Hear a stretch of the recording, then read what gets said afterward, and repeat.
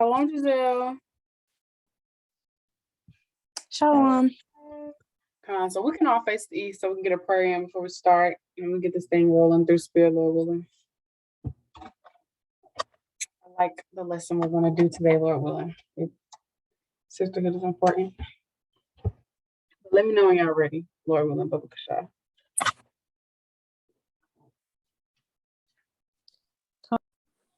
Go ahead, sis.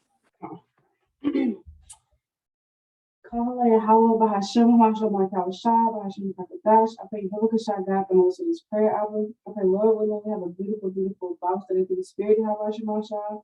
I pray we continue to fight these spiritual demons together, Hashem Mashah, and sharpen one another's sword, Hashem Mashah.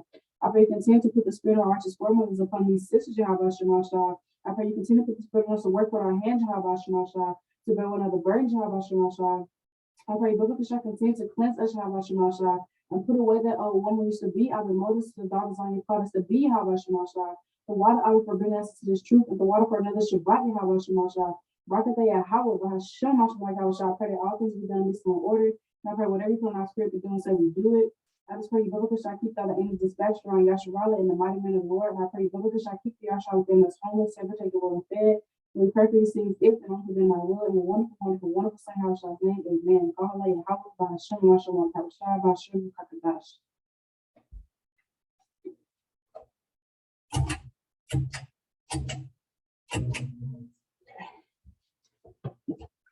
Whew. Okay, Con.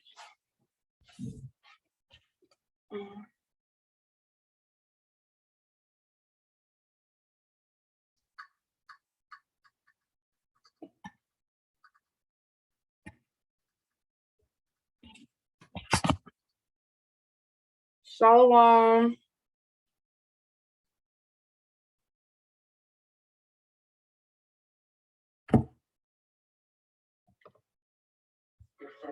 Shalom. Shalom.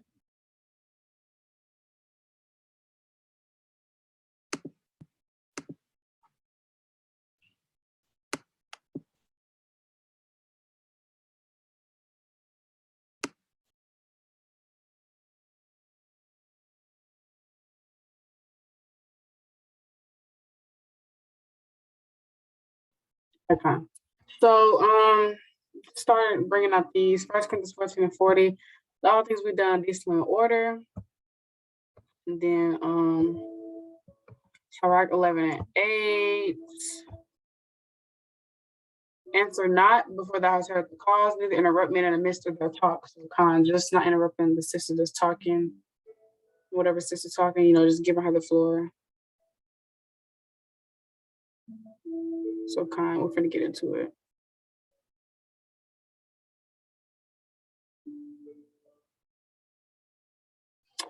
So we all know how important it is for sisterhood on this walk. Now our very, very first Bible study we did, I don't even know how long ago, the very first topic we did was the importance of sisterhood, but we was also talking about 3 different things. I think we talked about modesty, and we also talked about not being scared to actually be your sister. So it went into like 3 different topics. It was kind of crazy, but once I put on my spirit to touch back on the importance of sisterhood, because we really need each other in this walk more than we think. And we don't want to have the mindset of I can do better by myself. I don't need to tell this sister what I'm going through, because yes you do. Yes you do. Yes you do. We need each other in this walk. We need prayers from each other. We need, and it's just nothing better than a righteous friendship. Just have a righteous sister to talk to. Watch videos on the phone together. Just this is the type of thing we need. So Lord willing, we can get into that. But like, what does love look like to y'all? Because I have a few points I want to bring out through the script. What love is, but what does love look like to y'all? Loving your sister, what does that look like to y'all? How do you love your sister? How do you show that you love your sister?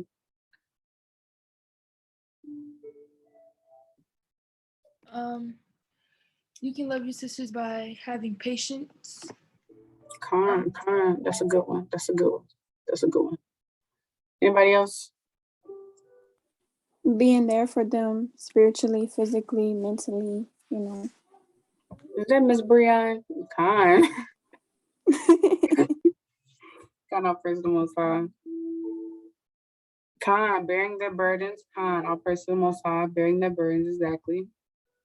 Kind.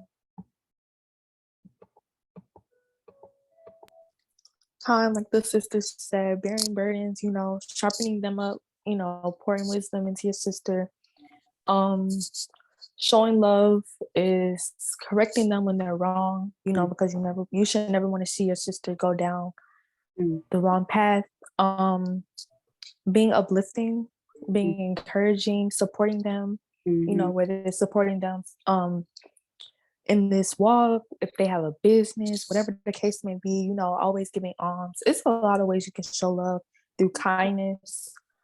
Okay. Kind. Yeah, it's a lot. Kind. Let's see. Sharing scriptures. Kind, Giselle. Kind. Fallon, y'all touching on the nail. Fruits of the Spirit. Kind. Okay. Y'all are not. You're funny. Kind. All praises. Kind. Anybody else?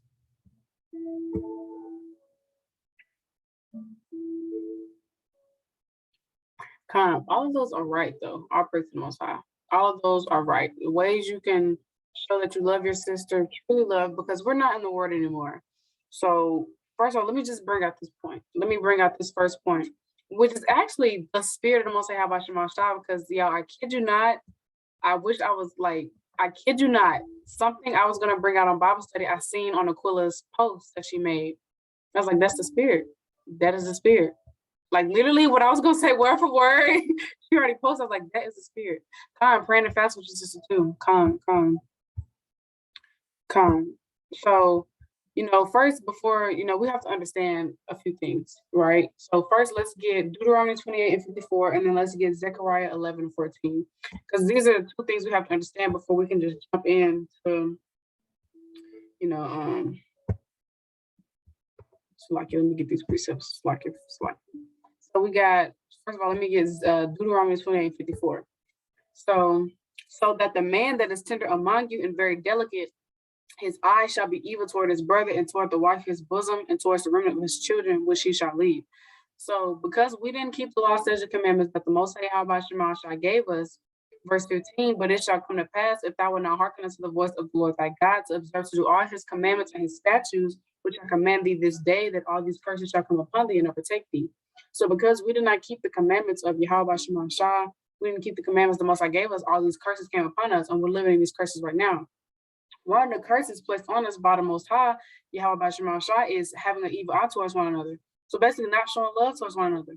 You wonder why our people are always fighting one another, always talking about another, gossiping about one another, laughing at one another, not helping one another out, killing one another, because this is a curse placed on us by the Most High, Almighty God of Israel, because we didn't keep his law, statutes, commandments. So evil eye is placed on us as a curse, whether it's jealousy, envy, hatred, not loving your people, it's just a curse.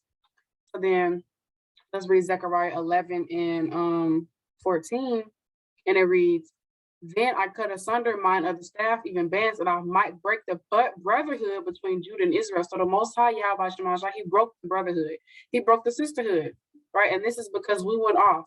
So we've been in the world. We were in the world and walking in the lust of our flesh and ignorance. So we was hating one another. We was having evil eyes towards one another. We was talking about our sisters, just doing all types of wickedness and folly towards our people because we didn't understand. But now that we have knowledge and understanding the scripts, now that we've come back to the Most High Shema Shah, we can't let these spirits overtake us. We have to love our people. So now when we was in a world, not understanding what true love towards our people was, now that we're in this truth, we got the knowledge to understand the scripts. We know what real love is now. Now we got to return to the Most High and love our people, learn to love our people again. Because we didn't know how to love our people in the world. Why? Because we was ignorant. We was in the lust of our flesh. We didn't know. We was literally hating our people. We didn't know. So now that we do know, now that we've got knowledge and understanding the scripts, all praise to the Most High, now that he's brought us to him, now we know how to love our people. Now we learn to love our people again. So I'm telling you, we wasn't loving our people in the world. We didn't know how to do that. We didn't know what true love was. So now we know what true love is. Now we learn to love our people again. Because the Most High, he cut the brotherhood, he cut the sisterhood. He placed the evil, our curse on us. So we didn't know how to love our people. So now in this truth, we're supposed to die daily and learn to love our sisters again. True love, which we didn't know, but now that we know. So I just want to point out that because just being real, you know, when you come out of a world so wicked, you come out of a world so wicked, you got to relearn everything again. That's why, you know, the Most High how about Shema Shah tells us to put away the old woman. That's why the Most High how about Shema Shah tells us to be renewed in the spirit and the mind. Because we come out of a wicked world. We have to put away all these old things we was taught. We have to put away all these old doctrines. We got to put it all away. We come out of a wicked world. So now we have to learn how to love our people again. And we do that through the knowledge and understanding of the scripts. Because the Most High, how about Shema Shah, told us how to love our people, told us how to love one another. So this is Titus 3:3. For we ourselves also are sometimes foolish, disobedient, deceived, serving divers lusts and pleasures, living in malice and envy, hateful and hating one another. It is plain upon tables the Most High, how about Shema Shah, saying, when we were in the world, we were living in our own, we were following up the lust of the flesh. We were living in our flesh. It was ignorant. There was envy, hateful, and hating one another. We was hating one another. But now we've come into this truth. We have knowledge, we understanding the scripts. All praise to the Most High, how about Shema Shah. We learn to love our people again. We now know what true love is. So now we perform that. Because if you don't love your brother, you're a hater. So like if you don't love your brother, your sister, you're a murderer. The Most High's not dealing with that. You know. So now we come back to the Most High. Now we know what love is. Now we learn to love our sisters again. Now we perform that because love is more than just a word. It's an action. We're not in the world no more. You don't just say, I love you. You show it. How do we show it? We're going to go over today. How do you truly love your sister? Sisterhood, the importance of sisterhood, being your sister's keepers. We're going to go over that today because we didn't know this in the world. You know, we wasn't taught how to love one another in the world. We wasn't taught how to bear one another burdens in the world. We wasn't taught how to be our sister keeper. We wasn't taught none of this. We was in the world. We was ignorant. We was taught all the wrong things, but now we've been the truth. We got to put all of that away. We got to come back to the Most High, how about Shema Shah, and truly, take heed to these scripts and learn how to truly love one another according to the scripts. Not just our own imagination of what love is, what the Most High, how about Shema Shah, say what love is. So, Khan, anybody have anything on that? Any point they wanted to bring out?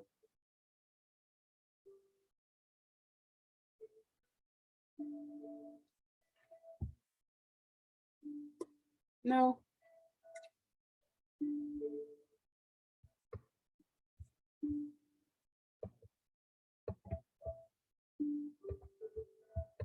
Nobody had nothing?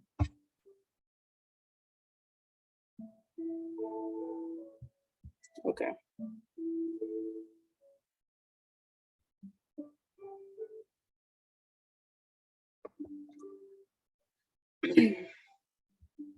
This is Leviticus chapter 19, verse 17 and 18. Thou shalt not hate thy brother in thine heart. Thou shalt in any wise rebuke thy neighbor and not set upon him. Thou shalt not avenge nor bear any grudge against the children of thy people, but thou shalt love thy neighbor as thyself. I'm the Lord. So we're commanded to love our neighbors as ourselves. And we're commanded to not hate our brothers and sisters in our heart. So we're supposed to love our sisters. And you shouldn't love your sister just because the Most High, how about Shema Shah, commands you to, but also because you genuinely love your sister. And like I said, in the world, we didn't know how to love one another. We didn't. I'm being real. I know I didn't. I was in the world, and and we all know what was doing the world, but I didn't know how to love my people. I wasn't loving my people. The way the Most High told us to love our people, I wasn't doing that. We was in the world, we didn't know how to love our people. So now we come back to the Most High, how about Shema Shah? He's giving us another chance. And he's giving us a clean slate, a chance to do right, a chance to repent, a chance of salvation, a chance of repentance. He's giving us a chance to do right. So now that we come into this truth, we have to learn how to truly love our sisters. And like I said, not just the way we think, but the way Yahweh Shema Shah says so. So not hating your sister in your heart. And how do you hate your sister? There's a lot of ways you can hate your sister. She call you, she might need you. I don't feel like dealing with her today. I don't feel like dealing with this. That's hate. That's hatred. That's not love. What's another way you hate your sister? Not righteous reproving her, not righteous rebuking her. That's definitely hate. You're suffering sin upon your sister, so that's definitely hate. How do you hate your sister? Envying her, being jealous. That's another way of hating your sister. There's a plethora of ways of hating your sister. Again, we wasn't taught this in the world, though. We wasn't taught none of this in the world. But the Most High, Yahweh Shema Shah, has given us the chance to come back to Him and to understand these scripts and to truly love our sisters. So we're supposed to love our sister more than we love ourselves. But we should really love our sisters more than we love ourselves. We should, there's no greater love than someone who lays down his life for their friend. Let me get that. We should be able to lay our life down on the line for our sisters, period, point blank. So this is John chapter 15 and 13. Greater love have no man than this, like that a man lay down his life for his friends. So we should be able, we should be on a type of time to be laying our life down for our sisters. It's just that simple. It's that simple. But I yield on that. Anybody had anything they want to say, a point they want to make, anything they want to bring out? La or con.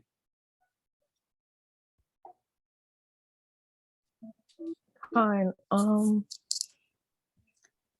When you were talking about being your sister's keeper, that reminded me of Genesis 4 and 3.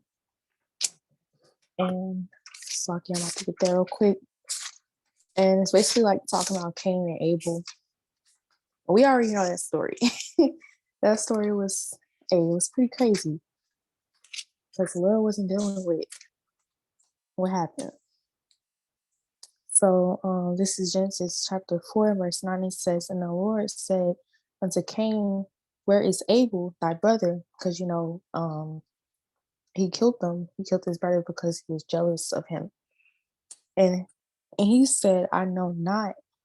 Am I my brother's keeper? So he's asking, like, am I my brother's keeper? Like, So that when I was finding precepts, I ran across that, and at first I was like, can I bring that out, or should I just like whatever? Because I know everybody already know that. But then I was like, no, that's a good point, because like just like Kenzie was saying, that's hate when you're jealous of your brother or your sister. And this point we're talking about our sisters. So if you're jealous of your sister, what I'm saying, I see that Kenzie was favored by the Most High, and I'm like, you know what, I'm about to take her out. Because she not about to be over me. I'm about to take her out. So I take her out. And, the Lord, he's looking at you like, what? Like, you took your sister out. Now he's going to cause you to reap what you sow. So, it always come back on you when you do something. It's a precept for that. I'm not sure if anybody know that precept. I just saw it, but Lord, if I find it, I'll bring it out. So, yeah, whatever you do to your sister, it's definitely going to come back on you. The Most High is not going to allow you to get by with that. Being jealous, talking bad about your sister, all of that, it's going to come back on you. So, just have to repent for those things. Lord willing, Lord willing, you turn away from those spirits that's causing you to be jealous or causing you to, have hate in your heart towards your sisters, because that's really your Satan. Satan don't want you to love your sister. So, I yield. Mighty points. Is mighty points. I definitely agree. We have to repent for all of the times. Go ahead, Kaya. You got next. No. Finish your point. No, I was just gonna say, we gotta repent for all the times we ever had an evil eye or being jealous towards our sister. Because like Fallon said, Satan don't want us to truly love our sister. There's nothing like a righteous friendship being a sister keeper, because I never had this in the world. I never had someone truly care about me to the point where they're like, don't do that. Don't do that. Because in this walk we're supposed to righteously reprove our sisters with compassion, though, being gentle with it.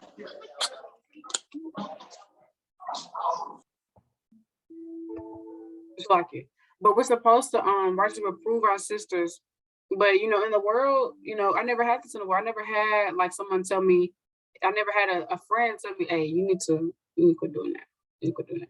Because that's what real love is. I never had this in the world. I never had, somebody really pray over me, pray for me, tell me. I just never had that. So being in this truth, having the opportunity of sisterhood is beautiful. It's really beautiful. And we really need each other more than we think in this walk. Really more than we think. The Most High really put the spirit on me to do this lesson, because like this morning, I was bearing a burden on Saturday, had to repent. But also, I was just kind of like, dang, I really want to talk to my sisters more. Like, we need our sisters in this walk, like we can't have that spirit of I don't need to. I don't need her. I want to have that spirit. Now, the Most High did say, be in peace with many, but have counselor. What would he say? But have one counsel of 1,000. So you can you can know a plethora of sisters. That don't mean you got to tell all 10 sisters what's going on in your business. But we don't want to have that spirit of I can do better by myself. That's worldly. The Most High didn't bring us into this truth to fight these spiritual demons alone. And I understand we all be busy and stuff like that, but we really, really need our sisters in this walk. You know, let me get some real quick. Let me get some real quick. You got to be able to stop everything you're doing, and when your sister called, like if your sister called, one thing I really like to think about, treat people how you want to be treated. And we think all these sayings come from the world, but this really is of the Bible. Luke 6:31, how Shah's telling us to treat, how you do others, treat them how you want to be treated. So if you want someone to answer your phone when you're going through it, then you got to answer your sister's call. You might be, let me get this. And as you would that minister do to you, do ye also to them likewise. So you're not doing nothing. You just in your room chilling, kind of watching TV, or you just and your sister call and you decline. That's all. Even though if you reading and your sister call, hey, answer the phone. What you're reading at this exact moment might be exactly what you never know how the Most High work. You'd be surprised what you're reading at that exact moment, and that sister call, that might be what she needs to hear at that exact moment. So you got to be able to drop everything for your sister. This is Ephesians 5:21, submitting yourselves one to another in the fear of Yahweh. So the way a sister broke this down a few months ago, now you got to be able to literally drop everything. Submit yourself one to another, literally drop everything for your sister. When she call, you never know what that sister's going through. You never know what she might need. Even if she just want to talk, you might not, she might need prayer. She might need counsel. Even if she just want to talk, you never know what that sister's going through. We got to be able to be there for our people. We didn't have this in the world. We did not have this in the world. And we literally all we got, especially if you're married, you ain't got no guy friends. Your sisters all you got. Your sisters are all you got. So we really got to be able to be there for one another. Really got to be able to be there for one another, because we really, really, I can't stress enough, really need each other in this walk. We're not in the world no more. But Kai, you got it, Kai. I was just gonna pull Ecclesiastes 4:9, the classic, and I'm gonna read to 12.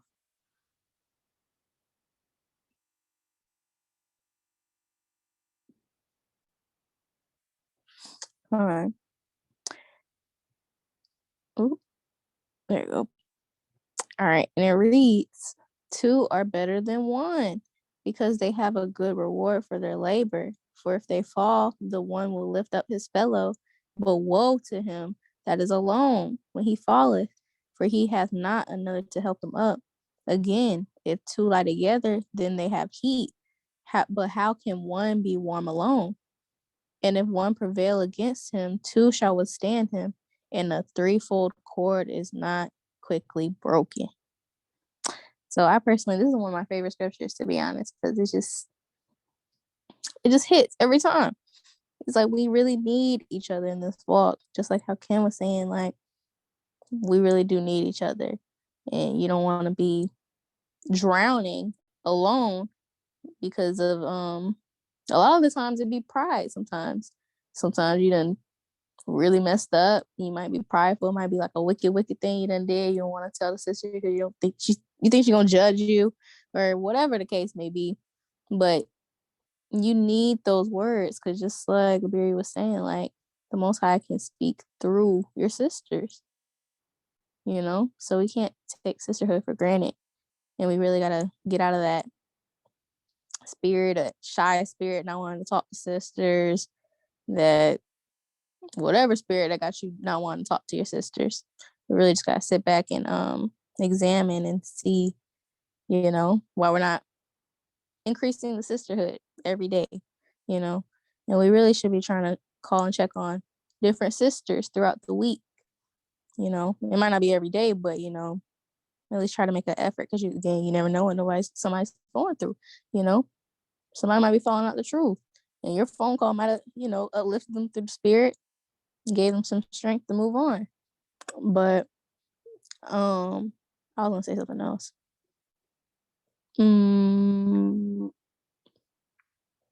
Yeah, but I really like verse 12 when it says the threefold cord is not quickly broken. So I kind of think of a rope in that aspect, like kind of like if you have like a twist, or think about it like this: if you have a braid, you kind of have a plait, the 3-strand plait in your head, that's not coming undone. You put that in your head, that's not coming undone 9 times out of 10. You put a little twist in your head, kind of got to retwist it, kind of got to fix it back up to make sure it stays twisted. But you got that plait, it's not easily broken. So that's how we gotta think about sisterhood. Like, it's cool to have the one sister to confide in, but you gotta make sure you're reaching out to other sisters as well, checking on them, making sure they're doing well through the spirit, etc., etc. And I yield. And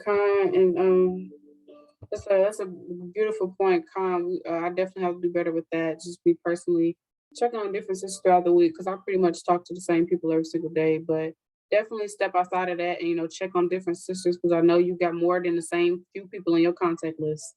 I know I do. So I definitely need to do better with that.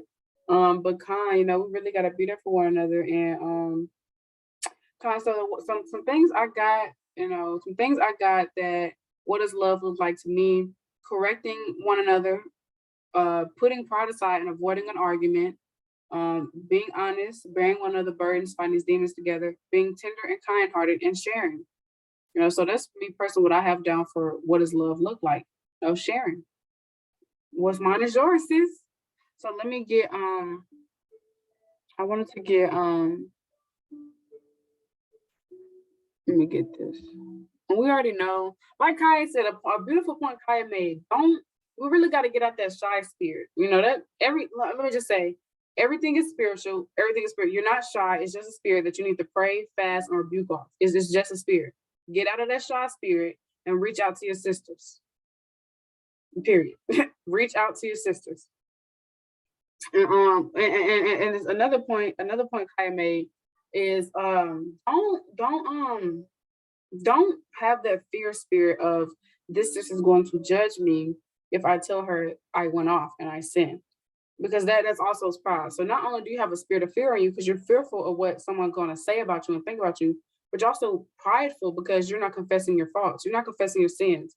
And we gotta confess our faults in this thing, and we gotta confess our faults one to another. That's James 5:16. I'm telling you, don't put the Most High Yahweh Shem Hashan in a box. Don't put the Most High in no box like this. You don't put the Most High in a box. Don't put him in a box, because you never know the spirit the Most High can put on a sister. He's talking to you through her, and she's uplifting you through the spirit and power of the Most High Yahweh Shem Hashan. So don't estimate what the Most High could do. That sister you confide in could have the precepts for exactly what you need. So you need to confide, sisters, when you go off, because we're all going to go off. So we got to confess our faults. We got to confess our faults, literally. But let me get this, because the Most High is not dealing with pride. So one of the ways we can love our sisters, one, is correcting and rebuking one another.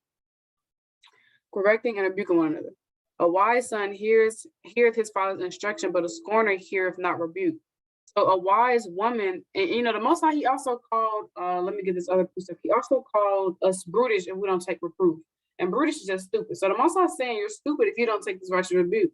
So a wise woman, she's going to hear the instruction. Because at the end of the day, people said hear his father. At the end of the day, when a sister is righteously rebuking you, that's not her. That's the Most High on her through the, talking to you through her. So at the end of the day, if you don't take the correction, that's just you not listening to the Most High by Shema Shah. And your days could be numbered. So at the end of the day, you gotta, Lord willing, Most High put the spirit in us to be humble and take the correction, because it's not, and she's also doing it not just because she's commanded to, because she truly loves you, because she wants you to do better. She wants you to be a better woman. So don't take righteous rebuke offensive, because that's real love. And again, we're not used to that. We're not used to that. We've come out of a wicked world. We've been living wicked as hell.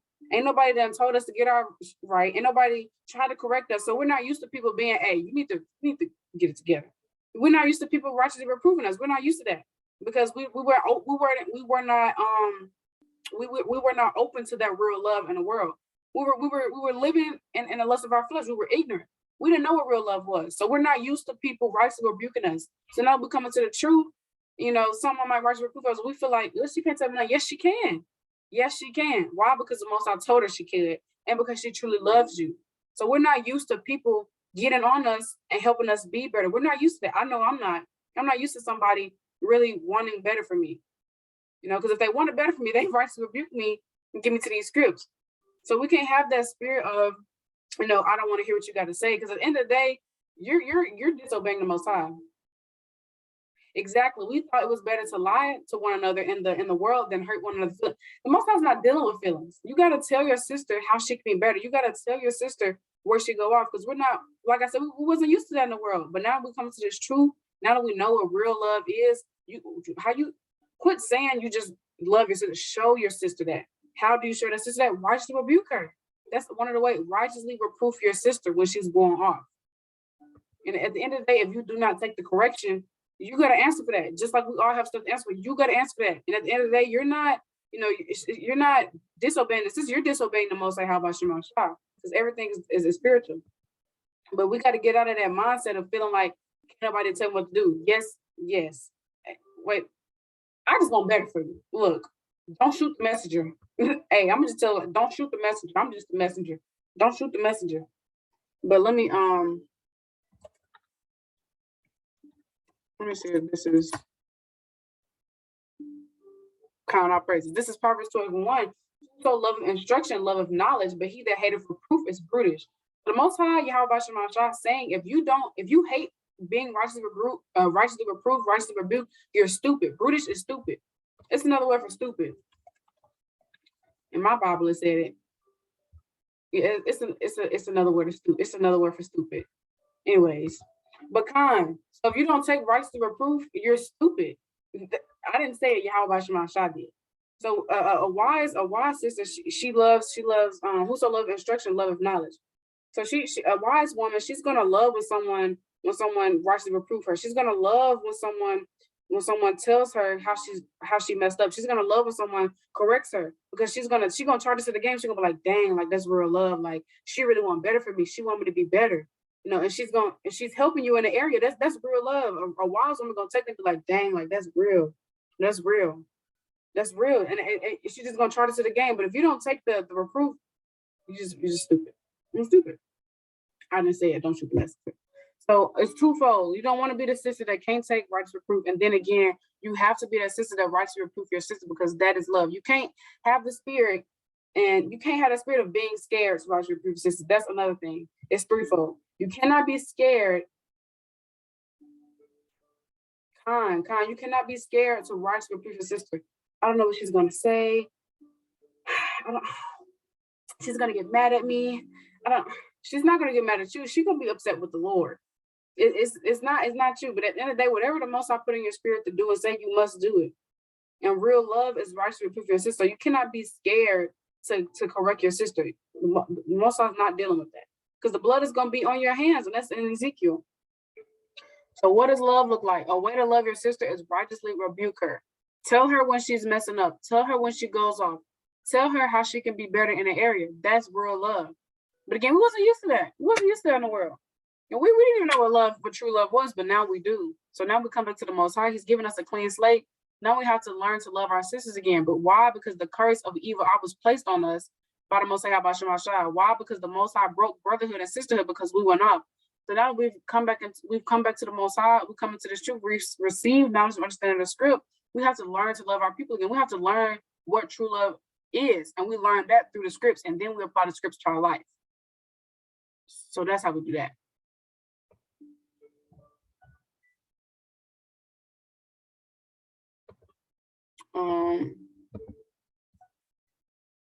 So this is Proverbs 6:16. These 6 things that the Lord hate, yet 7 are an abomination unto him: a proud look, a lying tongue, and hands that shed innocent blood. So the Most High hates a prideful man or a woman. The Most High hates that. And there's a lot of ways you can be prideful.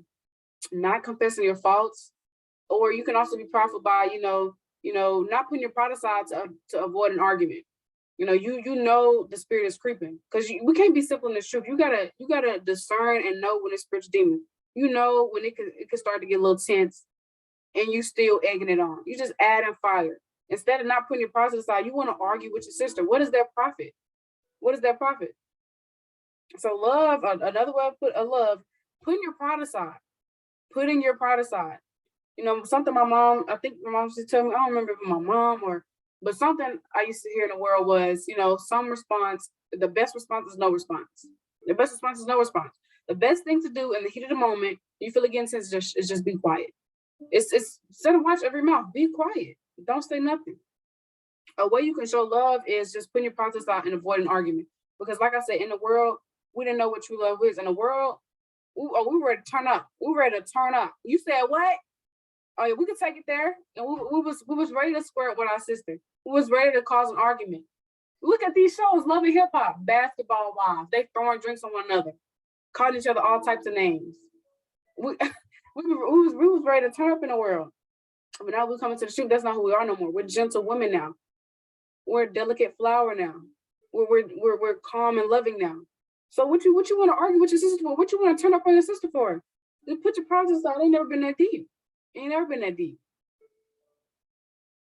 Anybody had anything anybody had anything on that? Anything they want to say?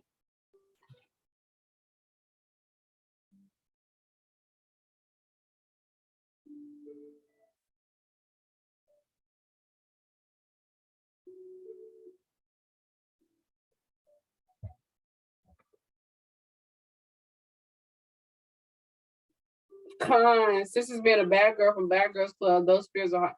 Those shows. It will. It will. It definitely will.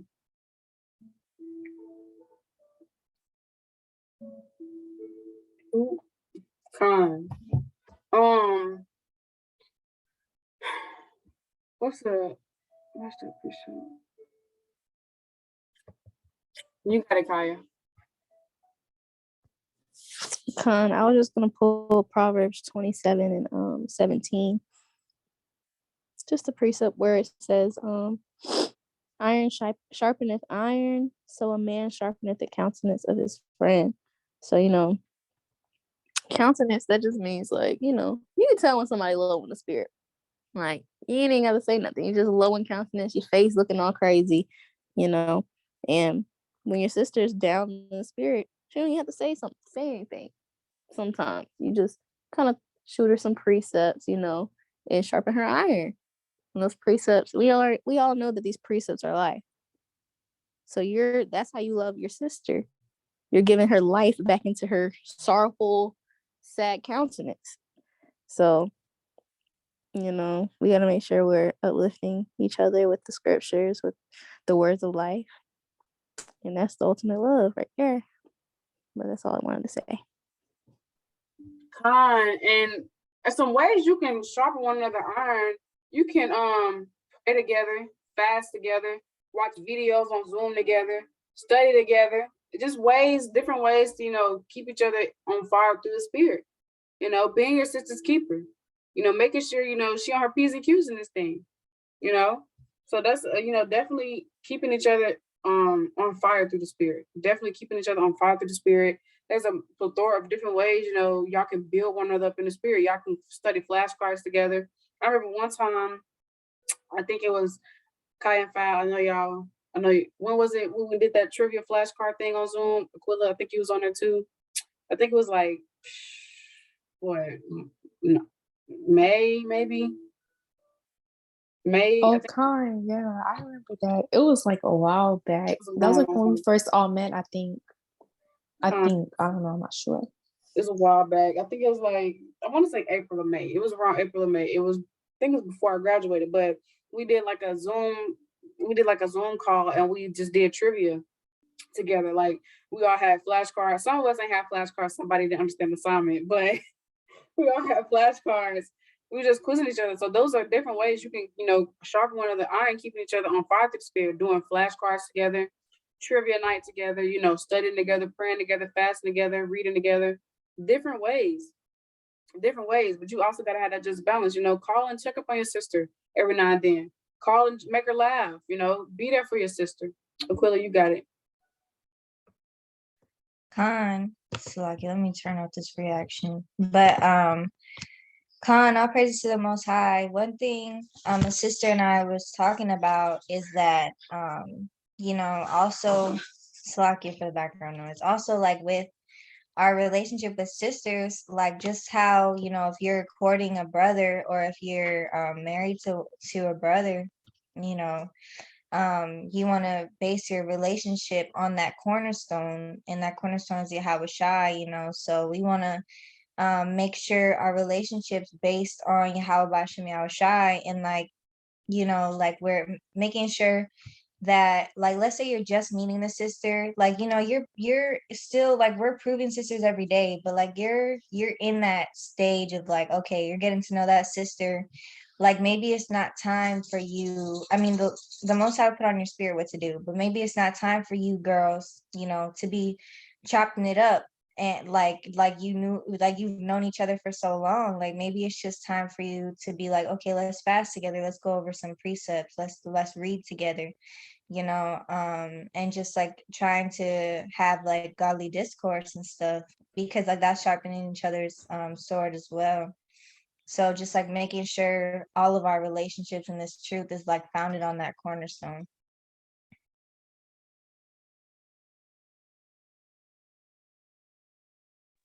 Because we want to definitely unify with like-minded sisters, right? So we definitely, that was a beautiful point. Our friendship has to be established on Yahweh Bashem HaShai,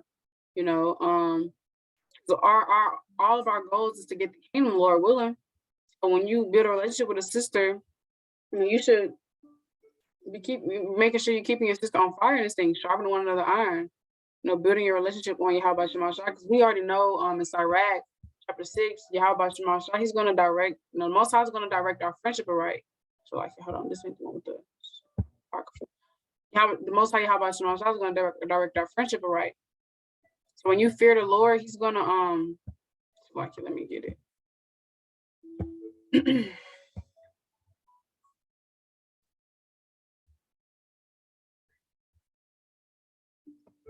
A faithful friend is the medicine of life, and they that fear the Lord shall find him. Whoso feareth the Lord shall direct his friendship aright, for as he is, so shall his neighbor be also. So that's another precept basically going to show like breast and feather flock together. It's also showing like a faithful friend is a medicine of life. You need a faithful friend in this thing. Those that fear the Lord will find him. So you're going to find some very down to earth, real, genuine, faithful sisters when you fear the Lord. Because birds will feather flock together. The Most High is going to surround you around sisters, that are like-minded like you. So whoso feareth the Lord shall direct his friendship right, for as he is, so shall his neighbor be also. So the Most High is going to direct our friendship right. He's directed each sister you've met, he's directed y'all to one another. Why? Because you fear the Most High by Shema Shah. So you want to make sure your friendship is established on the Most High, Yahweh by Hashem and Hashah. And when you truly fear the Lord, he's going to send you, send you some genuine sisters that truly fear him. He's going to bless you with genuine sisters that truly fear the Most High. There, we know everybody's Israel is not Israel. We already know that, but there are some really genuine, truly sisters that truly genuine, down to earth, that serve the Lord, Yahweh Shema Shah. And he's going to bless you with those sisters if you truly do what you got to do behind closed doors and you truly fear him. He's going to direct y'all. Because so we just want to make sure we're like-minded. And let me get that in 1 Corinthians.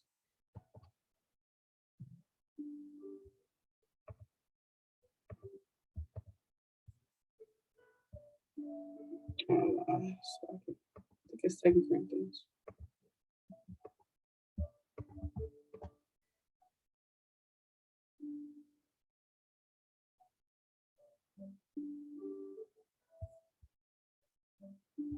Be ye not unequally yoked together with unbelievers, for what fellowship have righteousness with unrighteousness, and what communion have light with darkness? So we want to make sure we're not unequally yoked. Fallon, you got it.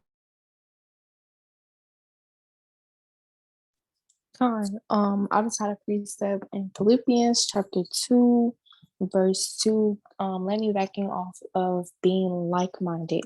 So this is Philippians chapter 2, verse 2, and it reads, fulfill ye my joy, that ye be like-minded, having the same love, being of one accord, of one mind. And I'm gonna go down to 3, and it reads, let nothing be done through strife and vainglory, but in lowliness of mind, let each esteem other better than themselves.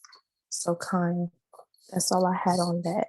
Being like-minded, making sure you're surrounded with sisters that are in this truth, because you don't want to be hanging around people that are worldly doing things that are not, of the Most High. The only exception to really communicating with, people in the world is if you're bringing out the truth, sharing with them so like you and, planting the seed. So come.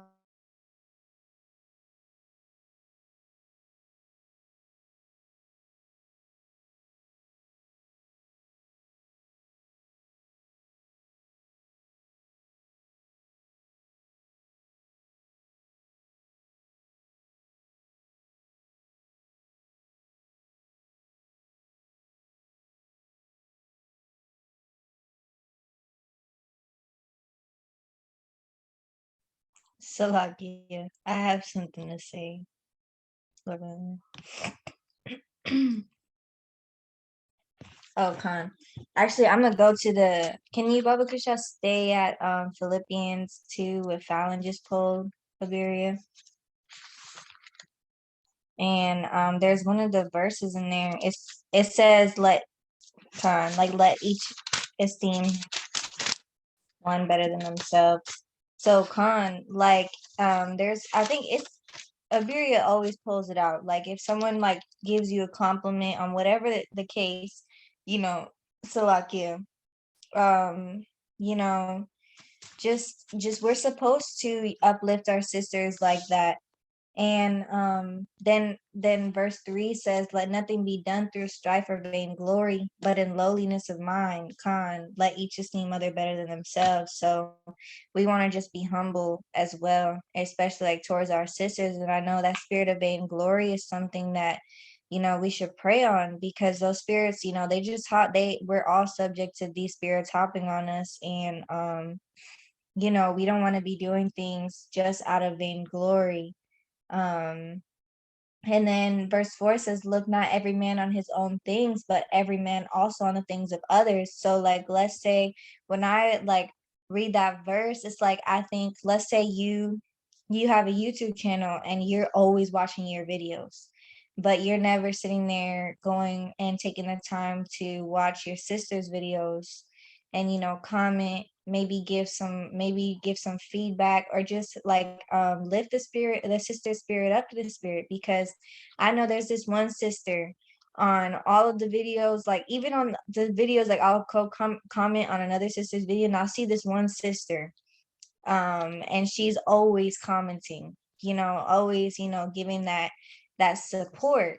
And us being in this flesh and stuff, like sometimes we feel lonely, or sometimes we don't feel like supported, but it's always good to feel, like we have a sister there for us.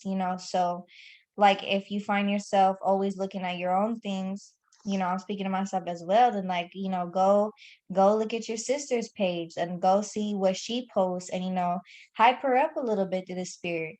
Not and there's just a just balance with everything. So we just want to be there for our sisters, and just like let them know that they're loved, because Satan, he can put spirits on us to make us think, oh, like, oh, I shouldn't be doing this anymore. Like, I don't even help, like, this doesn't even help any sister, because at the end of the day, it's not you, it's the Most High working through you as a vessel.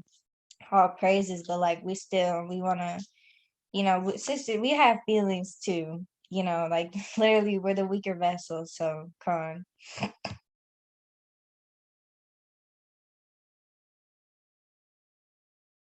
And that's Proverbs 27:2. Let another man praise thee.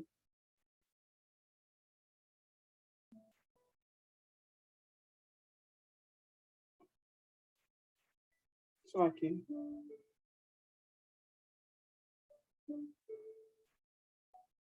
But Proverbs 27:2, let another man praise thee.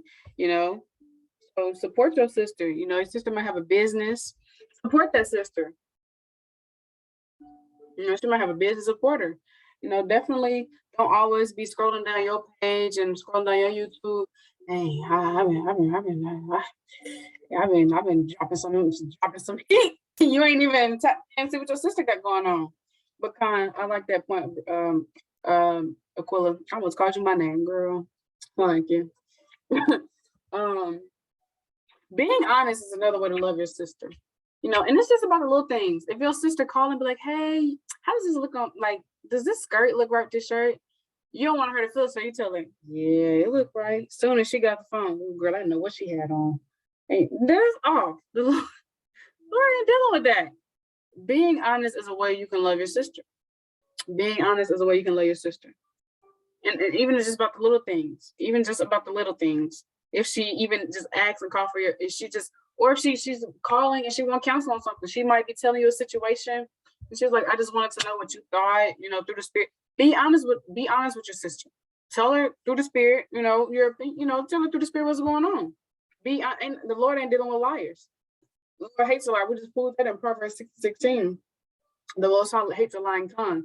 So be honest towards your sisters. And I wanted to get that in Colossians chapter 3, you know, because we don't, you know, like I said, we was in the world. We didn't know what real love was. We didn't know what real love was, you know. We didn't know what real love was.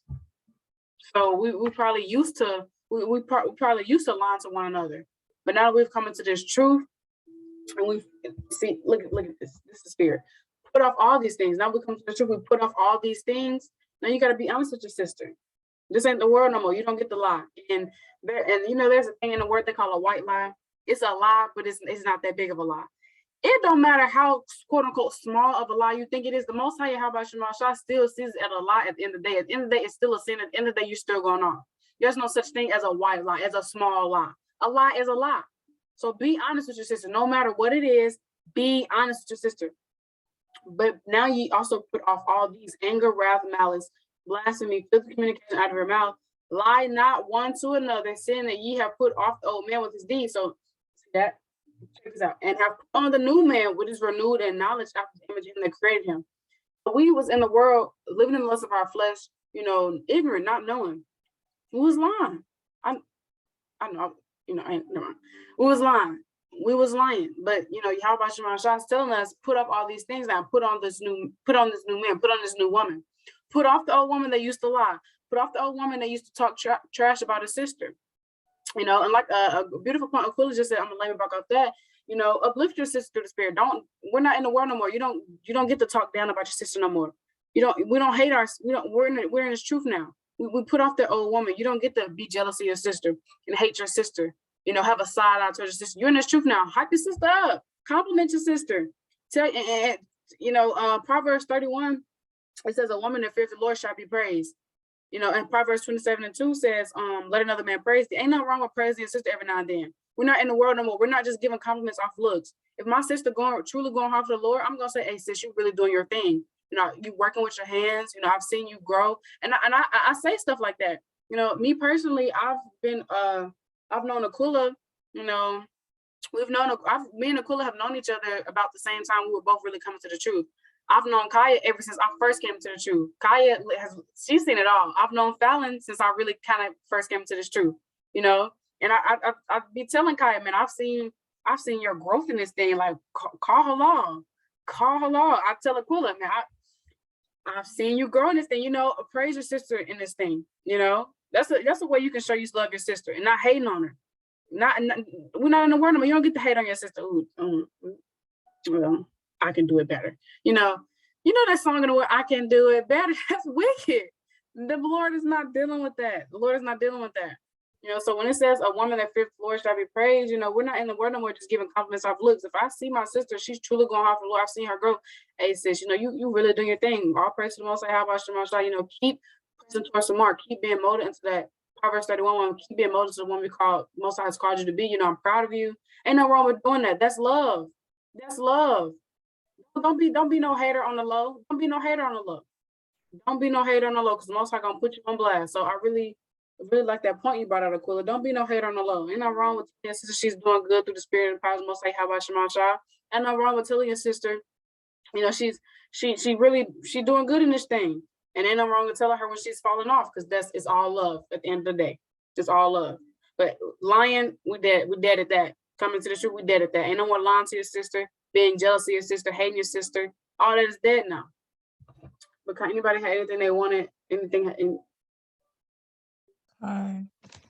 So and like one thing that the most I just put on my spirit, like even as just simple as just saying like I'm proud of you, like to a sister, because I know something that's been hard for me, like even before the truth, is like just like really truly like expressing how I feel, and the most High just revealed to me like that's just the spirit, like we just have to pray and fast if we need to, that spirit off of us, like not wanting to sound so like deep or like cheesy or something, whatever the case, like whatever Satan's making you feel like, if all you really can say is I'm proud of you, sis, then just say that, because even those few words, they just go a long way, and like that can encourage a sister to better works, to like further her good works, Lord willing.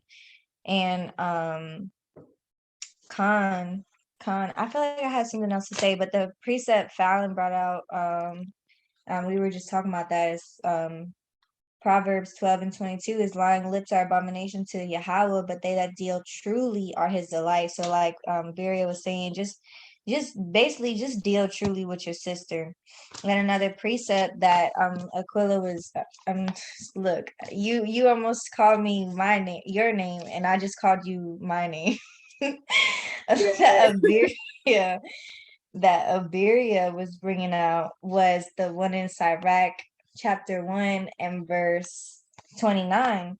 Be not an hypocrite in the sight of men, and take good heed what thou speakest. Exalt not thyself, lest thou fall and bring dishonor upon thy soul. And so the Most High discover thy secrets and cast thee down in the midst of the congregation, because thou camest not in truth to the fear of the Lord, but thy heart is full of deceit. So if you're, like the Most High, he will put you on blast. Like if you're doing something in secret, the Most High will reveal that unto people, whether you're in a congregation or you're not. So like if you're dealing with the spirit, whether it's like envy, whether it's you're always getting angry at your sister, or like whatever the case is, Lord willing, you can just repent to the Most High about it, fast on it, call up a sister, even if it's not the sister you're directly angry with, but call up a sister and say, hey, look, I'm dealing with this right now, and that goes a long way. And also rebuking these spirits, something the Most High is really, it's been hard for me to rebuke these spirits, which is also a spirit, but the Most High is really, like earlier today, Abiria, she actually sent Shalom Jada. Abiria actually sent me a prayer, because I was telling her I was going through it, and this is love too. She sent me a prayer. The way she was rebuking Satan, and just the fact that she wasn't just rebuking Satan because she needed to rebuke Satan because Satan was plaguing her. She was doing that for another sister. That's giving alms. Like I literally started crying, because I was like, just to know like a sister, they really rebuking Satan. Like if they got people in their house, people heard her, type of thing. So it's like, that was just really beautiful for me. And another thing I wanted to bring out is just Salakia, I just got like emotional. But another thing I wanted to bring out was that, also one thing I'm learning is to love the sisters who are in the world as well. Because like Abiria was just bringing out in Deuteronomy 28, even the tenderest among us. So like with us, when our spirits were in the ancient world, like we were, before these curses came upon us, we loved each other. We loved each other. We was like the girls, the woman praising Judas when Judas came back from chopping off Holofern's head, So like we have to realize that not every sister who's in the world is gonna like us, but we can't let that dictate how we treat that sister or look at that sister. And it's something I'm telling myself this, like I'm telling myself this, because like we literally, that evil eye, don't think that it's on us, like this on all of Israel, that's why, like, you see our brothers, killing each other, unfortunately. But that's part of the curse, is having an evil eye. So we have to learn how to, be compassionate and have mercy upon those sisters in the world. And I just want to bring out this one precept, Proverbs 11:17. The merciful man doeth good to his own soul, but he that is cruel troubleth his own flesh. So we want to be merciful because we're doing good to ourselves, but we want to be that light. And if we're sitting here having an evil eye toward the sisters that's having an evil eye towards us, then we're going off, because the Lord sees that. Even if no one else sees it, the Most High does. So, Lord willing, we can repent for those things and just try to do better. And don't apologize about getting emotional, sis. Hey, we're women. Like we was just talking about earlier. There's nothing wrong with being sensitive. I personally used to get offended when people call me sensitive, because it's like, so what? And yes, I am sensitive. I am a woman. What about it? Yes, I cry. Anything else you like to say? Like, ain't no wrong with being sensitive, so you're good. But kind of like, it's real love when you got sisters, praying over you and praying for you. Like, if a sister if a sister call you and she asks for prayer, hey, you better get to it. I know you better be getting to them prayers. If a sister texts and say, can you pray for me? You better be praying for her. Because that's real love. It's beautiful to know that you got sisters really battling these demons with you. Because when Satan mess with my sister, he mess with me too. Hey, we finna cut him up. We getting Satan up out of here. We is getting Satan to bounce you. You ain't welcome here. You ain't welcome here. That's a part of loving your sister, bearing these burdens together and fighting these spiritual demons together. I can't fight these demons alone. I can't do it. I can't. If we could do it alone, the Most High would have never gave us sisterhood. So why do we and like the sister, like Aquila said, that evil eye, it's on the whole nation of Israel because it's a curse. That pride spirit as well. It's on the whole nation of Israel. So coming into this truth, we gotta lay that pride spirit aside. You can't do it alone. You need your sisters in this walk. You need that sister to bear that burden with you. You need to tell that sister what's going on. It don't have to be every sister you talk to, but you need to tell somebody. You need that sister to pray for you. The prayer of a righteous sister availeth much. It's very, very powerful. So we just got to truly return back to the Lord and understand, what does it really mean to love my sister, and truly show that, because we didn't know that in the world. And also, showing, not being judgmental. Well, let me not say that. Not, because we're supposed to judge righteously, but not looking down on this. Let me say this: looking down on the sisters in the world, because Titus 3:3, we used to be just like that. The only reason we're not is by the grace of the Most High. That's the only reason. The only reason. That's why Paul said, I am what I am because of the grace the Most High has bestowed upon me. So Paul said, I am what I am because of the grace the Most High has given me. So the only reason we're even in this truth is because of the grace and power spirit of the Most High, because of the grace and mercy of the Most High.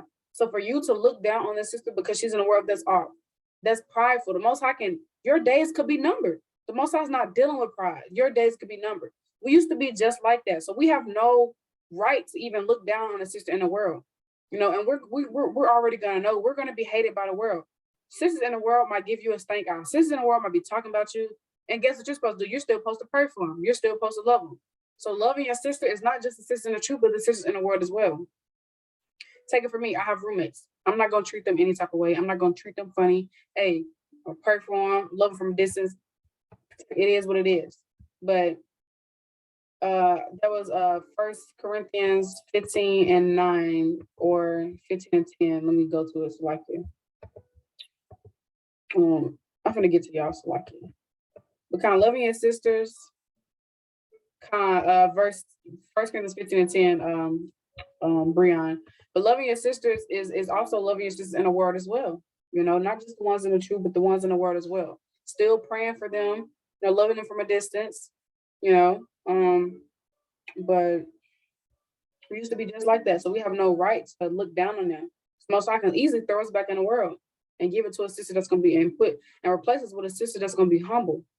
So we definitely got to check all these spirits. Kai, you got it. I just wanted to get a couple verses in Sirach 37. starting at verse 11.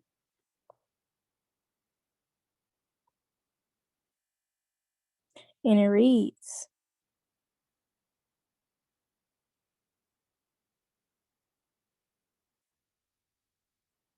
so okay, hold on. Yeah, con. Sorry. Oh wait, I'm tripping. 27. So yeah. Oh wait, that don't look right. My bad. Hey, girl. Con, but this is Sirach 27, starting at verse 11. The discourse of a godly man is always with wisdom, but a fool changeth as the moon. And then verse 12 says, if thou be among the undiscreet, observe the time, but be continually among men of understanding. So this is the first point I wanted to bring out, just to make sure that, we're always having godly discourse. Like, we should be making sure that we're being mindful of the things we say to our sisters, like the conversations we're having with them. Like, don't get me wrong, we kiki and, we laugh it up. But you gotta make sure like it's a righteous balance, a just balance, because we know the Lord isn't dealing with a false balance, and that's Proverbs 11:1.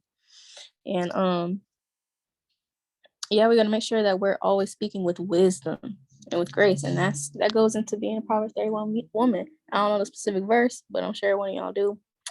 And what else do I want to say about these verses? But yeah, we gotta be continually with women of understanding. It's not profitable to be around, sisters in the world. And although we're not supposed to like judge them and stuff, you gotta know, what's evil for your spirit and not give that unto it. And I'm gonna go down to verse 16. And it reads, whoso discovereth secrets loseth his credit and shall never find friend to his mind. Verse 17, love thy friend and be faithful unto him. But if thou bewrayest his secrets, follow no more after him. So, boom, right there in the scriptures, it talks about everything. Friendship, how you're supposed to be towards your friend. You're supposed to love your friend. And you do that by being faithful unto them. You should be doing everything in your power to be that rock, that shoulder for your friend, for your sister. And you definitely shouldn't be telling your sister business and your secrets about whatever that sister tells you. That's between you and her. Because, sometimes it takes, especially with us being women and being emotional, like you just never know what somebody came into this truth with, and even the stuff that they deal with day by day. So you got to be considerate. And just like what Abiria was saying, you got to be mindful of, what'd you say? I forget my point. That's just saying. But, but we got to make sure we're, oh yeah, you were saying, Luke 6:31, all praise the Most High, brought it back. But yeah, Luke 6:31, treat us how you want to be treated. You do not want folks to be telling you secrets and your business, stuff you done did in the world, stuff that you be thinking about late at night, and it just be saying play in your mind and stuff. And you tell a sister that, and she go tell somebody else, you gonna be crushed. You already got to deal with it day by day, so just make sure you're keeping that in mind and don't discover other folks' secrets, because then you lose your credit, like it says in verse 16, and you'll never find a friend to his mind. And that might be a righteous sister. And the Most High don't play about his daughters. Now we know the Most High don't play about the men of the Lord, but he don't play about his daughters either. So you got to keep that in mind. And you over here releasing secrets, you're gonna lose your credit. And folks talk, Israel talk. We already know that in the world and in the truth. Israel talk. It's gonna get around that you tell folks business, and you ain't gonna have no credit, and people gonna be looking at you funny. And it's just, to avoid all that, just love your sisters in all sincerity. But I yield. That was very beautiful. I'm over here shaking my head. That was very beautiful. I agree. All praise to the Most High. How about Shemasha? I ain't even think to bring that out. All praise to the Most High. Another way of loving your sister, not telling her business. What a sister come and tell you, fighting you. Hey, what's Iraq say? Take it to the grave. Bet not nobody hear about it, including your man. Yes, I said it. Your man bet not hear about it either. He bet not know a single nickel drum, nothing. He bet not know about it. it ain't nobody business. You know, I know it's some things I've told some sisters nobody else ever know. So it's some things you probably tell some sisters nobody else ever, no one else knows. You know, so you gotta be that sister people can lean on. You gotta treat people how you want to be treated. Luke 6:31. You gotta be that sister sisters can count on. If I, you know, we can't do this alone. I like once I really put on my spirit this morning, like I really want to, you know, feel me, talk to my sisters more. You know, we really need each other in this walk. And you want to be that sister folks can lean on. Everybody know that sister, you know, that's always there. You want to be that sister that people can count on. You always show up. You're what's the word? Let me get it inside right. Surety. You're always there. You want to be that surety. You want to be that surety. You're always there for your sister. Pecan, that's a huge one. Not telling your sister business. No, not telling your sister business. And also, Aquila brought this precept out on Instagram if she wanted to get on here and, Lord willing, explain how she took it if she wanted to. It was First Peter 1:22. We're supposed to love our sisters with a passion. It reads, Con, you got it? Salaki. You can read it if you want. Con, seeing you have purified your souls in obeying the truth through the Spirit unto unfeigned love of the brethren, see that ye love one another with a pure heart fervently. So I just looked up the two words unfeigned, and unfeigned basically, well, feigned means fake. So unfeigned means like unfit, like no fake. Basically, unto no fake love of the brethren. So we can't have fake love towards our sisters, you know, and then see that ye love one another with a pure heart fervently. And fervently, it reminds me of the word zealously, like when you're on fire, when you have that zeal, you know, and like you, and then if, a synonym, I'm pretty sure is why I put we need to love our sisters with a passion, is like because that's a synonym for it. And really loving our sisters, like it takes time because we were brought up in a world where, you know, like we probably even see maybe our parents, you know, not loving their sisters or their brothers, or, you know, you go to a family, you go to you, it can be anywhere, in all the elder people of your family, they're talking crap, Salakia, for the lack of better terms, they're talking bad about everyone who walks by. Oh, look at this person, you know, look at that, you know. And then so we were literally programmed to have an evil eye without knowing the repercussions of it. And you know, and that's one of like envy is like so much in the scriptures. And you know, and I'm talking to you all, I'm talking to myself as well, because we're not supposed to be a hypocrite among men. But like literally, it's like we grew up, you know, thinking that it was okay to basically have beef, be petty with sisters, you know, they just you know, it was okay to talk down to our sisters, you know. But that's literally one of the curses. Or just always comparing ourselves to sisters, or wanting to be better than sisters. You know, those are things that we were brought up on in this world, with these curses. And you know, that's what, you know, Babylon in any way, in some way, I don't sit here and have the proof, but you know, Babylon's pushed so much on our people that it's just like separated us, you know, like especially, you know, like I always say this, like there's some Northern Kingdom people who have the audacity to be racist when we are the same people, you know. And it's just sad. But basically that verse is just like, we have to love our sisters. We have to learn to love our sisters and pray on this every day, that we love our sisters with the passion, that we love our sisters fervently, that we love our sisters genuinely, sincerely. And literally, like Peter in this verse is saying, seeing that ye have purified your souls in obeying the truth through and like the screen is, it's like it's cut off right here, so let me see if I can't. Okay, through the spirit unto unfeigned, so no fake love. So no fake love, basically. And we need to see loving our sisters with a pure heart fervently, and also not having any evil eye towards our brothers as well. We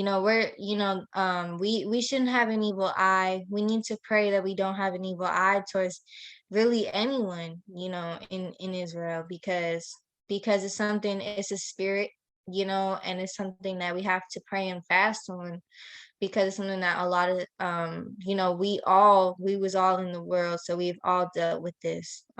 But Khan.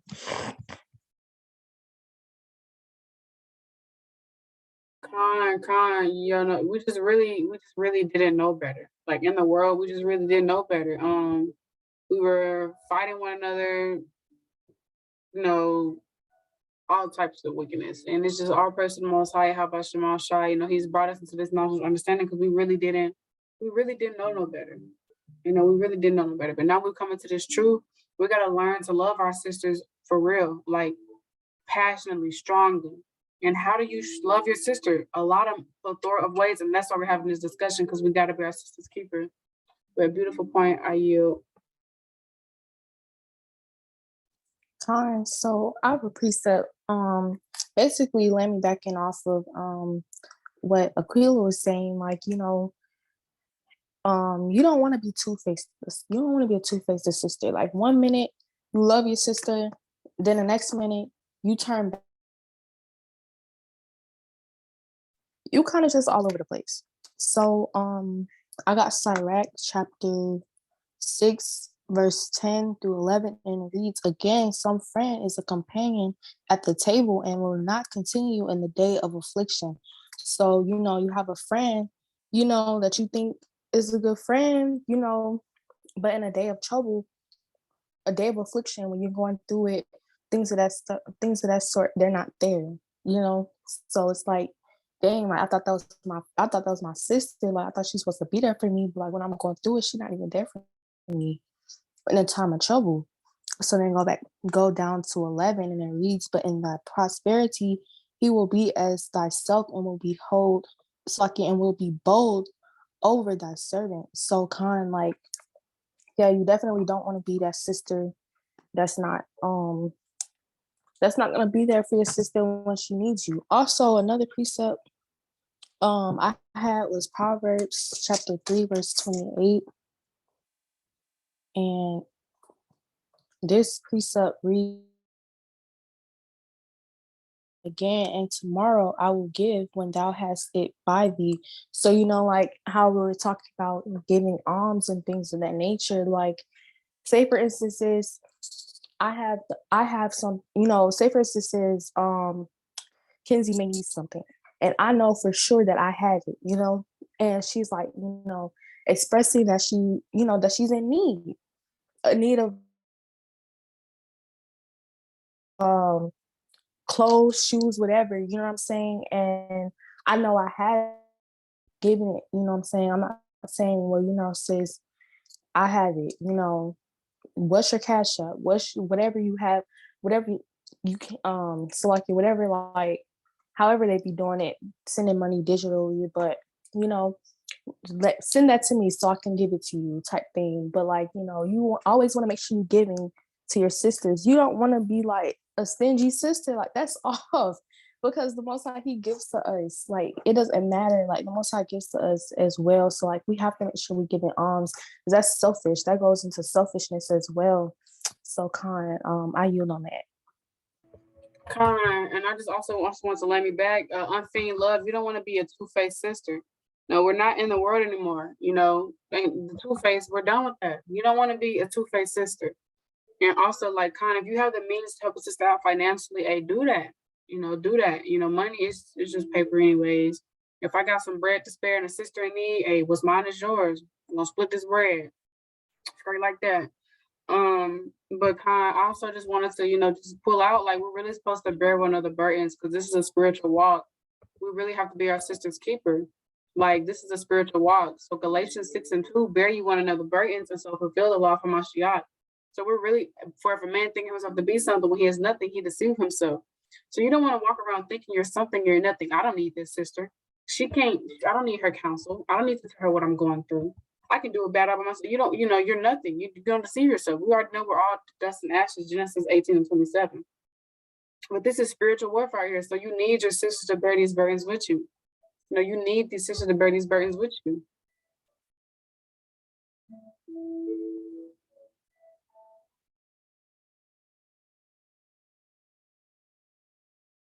Khan, you want to repent for telling your mom what your sister has told you in private, because you're not supposed to reveal secrets or reveal what someone's told you. So definitely repent for that. Lord willing, we all can. Because we're supposed to bear one another burdens. Hey, when you're going through it, I'm going through it. I really don't know how you could feel right in your spirit and know your sister's going through and you're not doing nothing to uplift her. Like me personally, if my sister is going through, I'm sending precepts. I might even call and pray over you. I'm finna pray over you. I'm doing whatever I can, to uplift you through the spirit, because that's my job. Because I want you to do that for me. And not just that, because I love you. And I can't have Satan on your neck like this. We finna beat it together. You gotta do what you gotta do.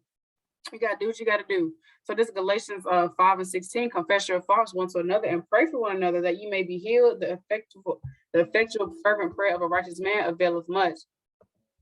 So effectual fervent, I forgot what fervent was, and I forgot what availeth. I think availeth meant successful. I think fervent meant like powerful. It means like a passion of having or displaying a passion and intensity.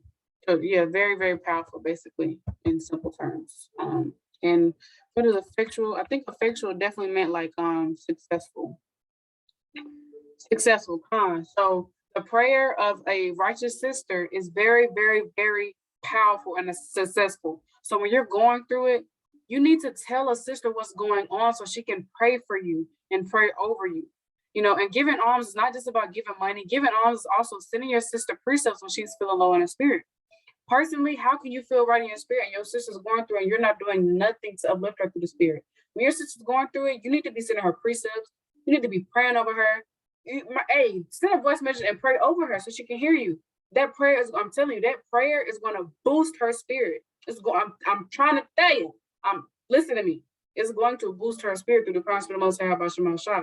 Satan knows how powerful we are together. That's why he's going to do everything he can to divide us. That's why these spiritual demons of hate and envy are still going to be attacking us, because Satan is going to do everything he can to get us to sift us out this truth and to get us to not get the kingdom. But we have the power to overcome these spiritual demons. So you got to tell your sister what's going on. You got to tell your sister what's going on and pray for your sister.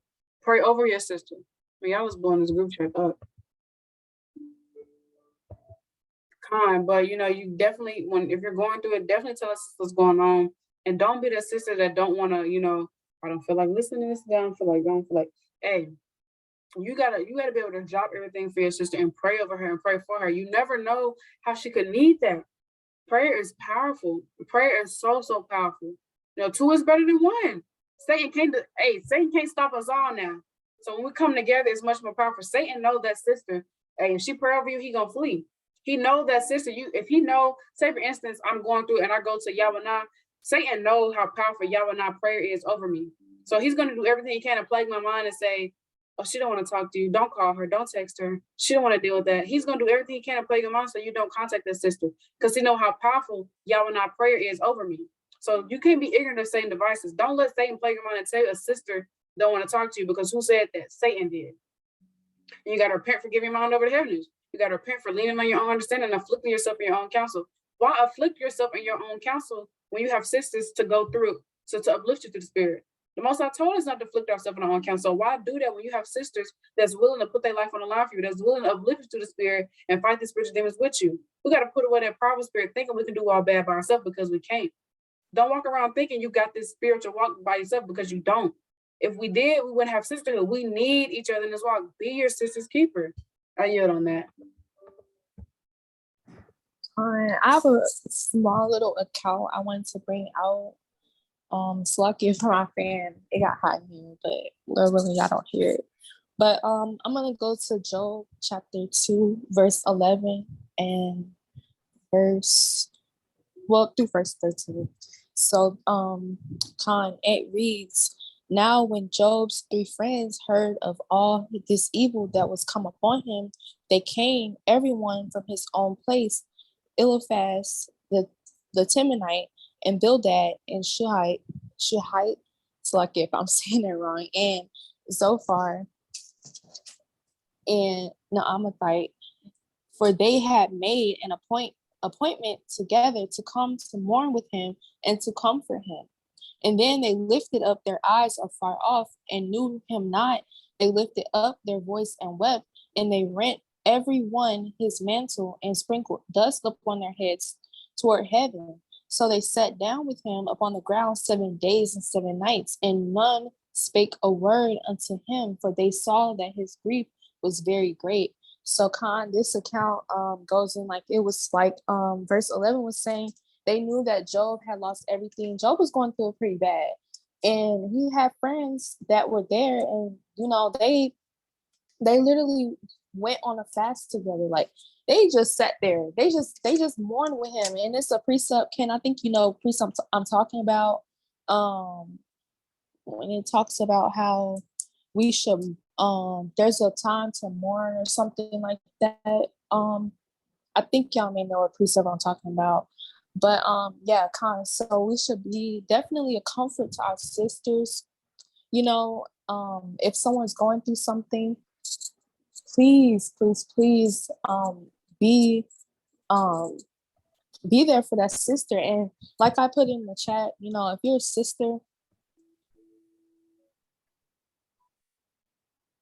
a sister, that is going through something, Baba Kashar, don't lie because you don't want to go off. If you're going through something that you may feel like Kenzie was saying, you may feel like somebody may judge you, or you may feel like, I can't go to this sister. Like, I don't know. Like, just pray that the Most High allows you to be able to go to a sister. Just pray like the Most High bring a sister your way, or lead you to whoever you need to talk to, because the Most High will do that. He will definitely direct your path. So yeah, praying and fasting with your sister is that hit different, because when I was in the world, like Ken's been saying this whole time, can't stress it enough, didn't have nobody for nothing. Okay. Like I was going through it. So it's beautiful to have somebody in the shoot that you can definitely lean on. Wait, so was the precept in Romans? There's a precept that says, mourn with those that mourn, rejoice with them that rejoice, and that's in Romans. And then there's a precept in Ecclesiastes that say a time to laugh, a time to run, a time to do, a time to this. So I don't know which one he's talking about. Is that Ecclesiastes? I'll just read on it. Romans, what chapter and verse? Try Romans 12. Let me go to it. I'm not sure. Okay, fine. But let me back up what Fallon was saying real quick. Yeah, Job friends busted a fast with him. So real love is, hey, we finna bust this fast. Romans 12 and 15. Okay, I'm right at it. All praises. It says, rejoice with them that do rejoice and weep with them that weep. So you can also put that with Proverbs 3:6 as well.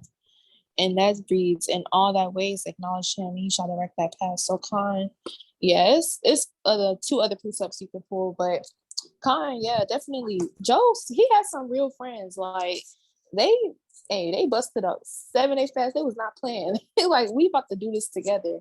So togetherness, definitely something that we need to do to be on one accord with one another. So I yield on that. All praise to the Most High, how about Shema Shah? That's real love. Busting the fast with your sister. Hey, look, we're gonna bust this fast. We can pray and fast on it. That's real love. You want to rejoice with those that rejoice and weep with those that weep. So when your sister going through it, you're going through it as well. You're supposed to bear that burden with her. And I also wanted to give Romans 12 and 10. Be kindly affectionate one toward another with brotherly love and honor, preferring one another. So we're supposed to be kindly affectionate towards one another. Like I said, we've all been saying this whole call, we was in a world we didn't know no better. Nigga woman spirit, independent woman spirit, all of that. But now we're coming to this truth. We're supposed to be gentle, supposed to be calm, we're supposed to be loving. You know, we're supposed to be kind towards one another, affectionate. What is showing what does it mean being affectionate? What does that really mean? What do y'all think it means? I don't know. What does it mean? Tender, loving, kind. So we're supposed to be loving and tender towards one another. We're not in the world anymore. That nigga woman spirit gotta go. That I can do better. All them spirits, it got to go. I'm sorry, I'm calling it out. It gotta go. It got to go. That's not who we are anymore. And we're supposed to be very gentle towards our sisters, and that's something I gotta work on. You know, definitely something I gotta work on. It's definitely something I have to work on. Being more gentle how we speak towards one another, not just what we say, but how we say it. You know, some sisters, you just gotta. Some sisters are a lot more, you know, delicate than others. Some sisters are a lot more, you know, very, very more sensitive. So you got to be very mindful of how you talk to your sisters, you know, but you just got to be tender towards one another, very kind towards one another, gentle towards one another. That's love. That's love. But the bearing one of the burdens is one of the biggest things for me.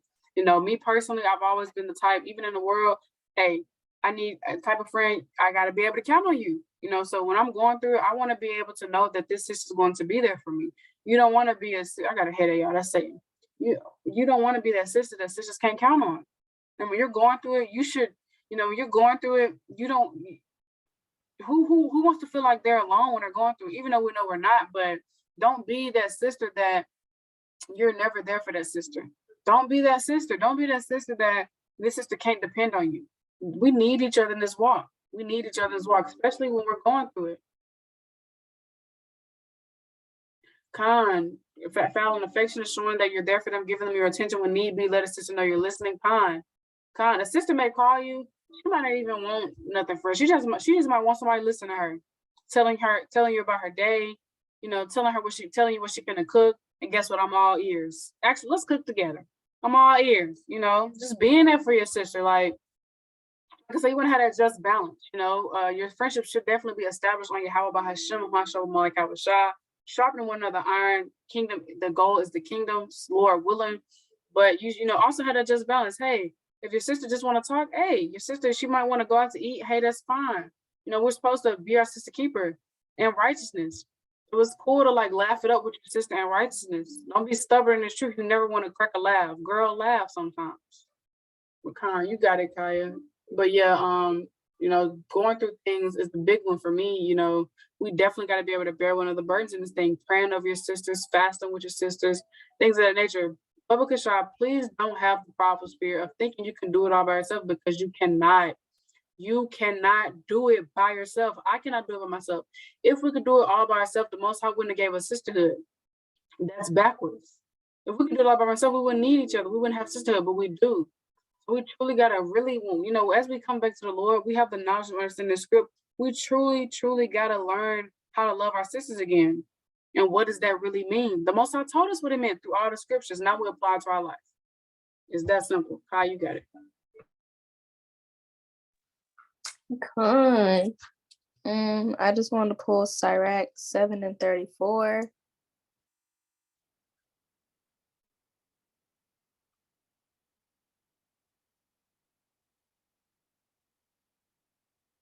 Con. And it reads, this is just a precept, let me back off of Romans 12 and 15. And it reads, fail not to be with them that weep, and mourn with them that mourn. So it's multiple precepts in the scriptures that say to weep with those that are weeping and mourn with those that are mourning. You know, just like Abiria was saying, like, if your sister's going through it, you shouldn't be like, well, it couldn't be me. You know, sucks to suck. You know, you should be feeling that. You should be feeling that in your chest, in your spirit. You should be feeling like, dang, like you going through it. You know, and that just goes into bearing one another burden, like we've been talking about. But that's just a precept I want to pull out. Because I know me especially, like, you know, when my sisters be going through it, I feel it. It's like, dang. Even when my king is going through it, I be like, dang, like you really feel that. Like when you go through it, I go through it. But we supposed to mourn with those sisters that mourn and weep with those sisters that weep. When your sister's going through it, you need to be there for your sister, uplifting her through the spirit. Why? Because that is what you're supposed to do as a sister. Not also as a commandment, because you should truly want to be there for your sister. You know, I don't want a sister around me that feel like, you know, I don't want a sister around me that feel like she just gotta be here for me. You know, I don't want a sister around me that low key don't even want to be here for me, but she's only here for me because she's commanded to by the Most High. That's not genuine. I don't want a sister around me like that. I want, you know, Lord willing, all of us, we're not just around, you know, being there for our sisters, not only because we're commanded to, because we truly want to, because we love our sister. Now, so don't have the mindset of, man, I don't feel like listening to her. I don't feel like dealing with her, but I'm gonna do it because, you know, because the Most High commanded me to. And the Most High, He read that thought. The Most High read your mind. The angels wrote it down, and then they snitched. Yeah, every idle word and the Most High reads our mind. Every idle word and the things that you think and the things that you say, it's getting recorded and it's getting taken back to the Most High. How about you, Sean? So don't, Lord willing, none of us have that spirit on us where we feel like, you know, we just like we really don't want to, but we're doing it because we got to. And the Most High, He gonna put you on blast.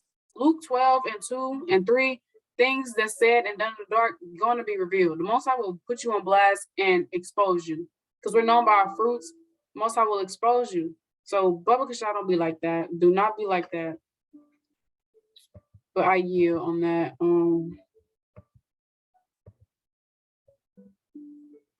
Lord willing, I'm gonna get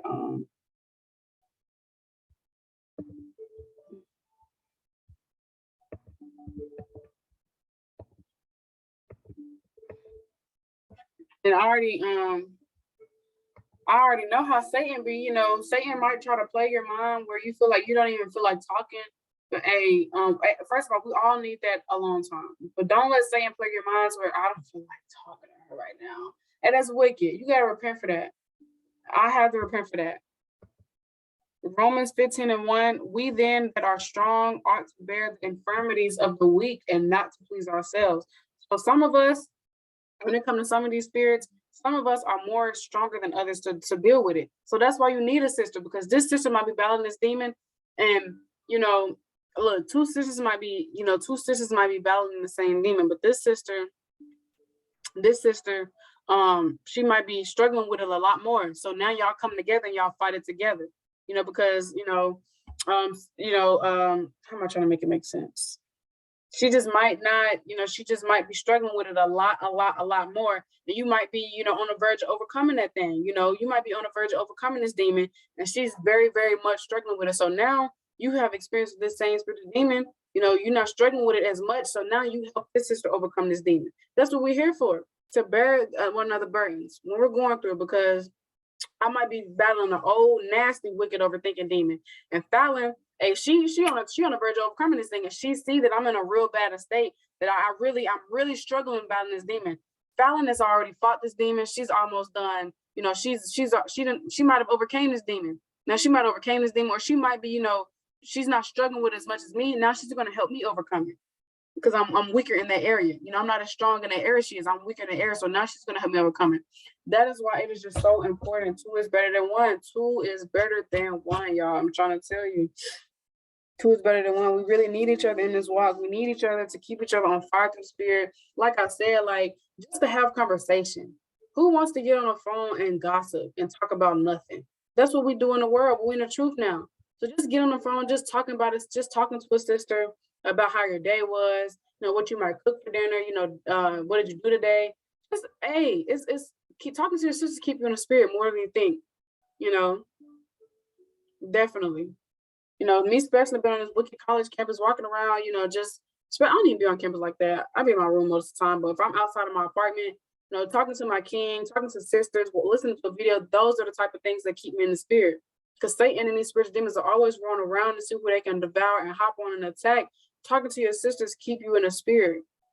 And so,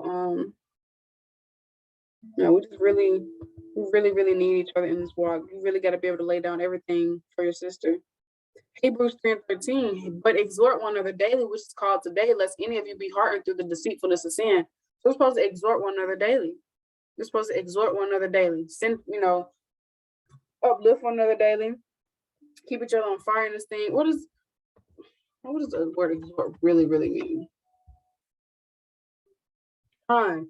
So con, we're supposed to exhort one another daily. That means to strongly encourage or urge someone to do something. So you can, hey, this would be a nice way of exhorting your sister daily. Sending her a good morning message. Shalom says, good morning, Lord willing, we can continue to, all praise to the Most High. We've seen another day. Lord willing, well, a day is a sundown, but all praise to the Most High. We've seen another morning. Lord willing, we can continue to strive to be molded into the daughter Zion, women the Most High called us to be. Lord willing, you can get some reading in today. Lord willing, you get some studying in today. Lord willing, you get throw them prayers up throughout the day. Because I'm gonna tell y'all, don't just pray when you wake up and don't just pray when you go to bed. You need to be praying all throughout the day. Pray without season. We're not Christians no more. You don't just pray every blue moon. Pray every day nonstop. Okay, you can be throwing the prayers up. But hey, you can exhort your sister. Hey sis, Lord willing, if you can get some sewing in. That sister might need that good morning text. That sister might have woke up and saying already on her back. I'm talking about as soon as she woke up, she getting attacked. So that good morning text, she might have just needed that. That might have just boosted her to spirit. So hey, ain't no wrong with sending your sister a good morning text. Hey sis, Lord willing, you have a beautiful day. If you need anything, call me. That's what we're here for. That's what we're here for. That's what we're here for. And also, y'all, I got a retwist, and my scalp has been like itching. OMG. Wherefore, comfort yourselves and edify one another, even as you also do. Even as also you do. So, comfort, comfort one another when you're going through and edify one another. Sharpen one another iron, send one another precepts. Sister, Aquila, there's a very mighty sister. She be telling me stuff I don't even be knowing. Like Aquila, she knows some stuff about like some history, the Northern Kingdom. I don't know stuff like that. So when Aquila go into the Gentiles, when Aquila go into like Northern Kingdom, she be edifying me and teaching me because I don't even be knowing stuff like that. We're supposed to edify one another and teach one another in this walk. Kaya, she knows a lot about like I don't know, but Kaya know a lot in a lot of different areas. She be telling me stuff I don't even know. Kaya, she know how to break down certain scripts. I don't even know how to break down. She know how to like. She just, I don't know how to explain it. So Kai be teaching me some stuff I don't even be knowing. So we're supposed to teach one another, edify one another. Like it's each of us we all make the body of Yahweh Shah. So each of us have different roles in this truth. Each of us have different things we're supposed to do in this truth to make the whole body of Yahweh Shah. So we all have different understanding in different areas. We all have different talents and gifts. So we're supposed to keep one another on sharp through the spirit, edify one another. So Fallon, that's a prayer warrior right there. Prayer warrior. That is a prayer warrior. Aquila, prayer warrior. That's a prayer warrior right there. Hadassah, that's a beautiful sister. She listens. Is she on here still? She left. She ain't on here. There's a lot of sisters you're around. You're gonna see all of us have different traits in different areas. But we're supposed to edify one another, teach one another in this thing. I'm pretty sure it's some stuff this sister knows that you don't know. So humble yourself down and learn some things from this sister. Aquila is the one that taught me how to sew. Shoot, she edified me on sewing. Like, be for real. We need each other in this walk. But let me get this other precept and then I'm gonna yield.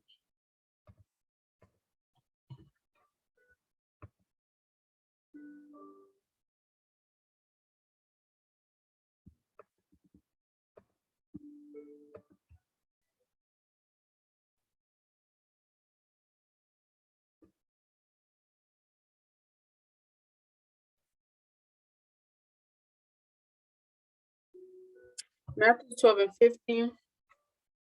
For whosoever shall do the will of my Father, which is in heaven, the same as my brother and sister and mother.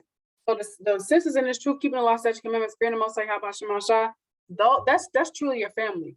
That's truly your family. So we need to be, really being there for one another because of more than the people that we truly understand. We understand, like people in the world are not going to understand what you're going through. If I'm being honest, they're not going to understand because they just don't have an odyssey ear to hear. So being in this truth, we have that understanding through the spirit power of the Most High of what is really like battling spiritual demons. So this is family. We're family.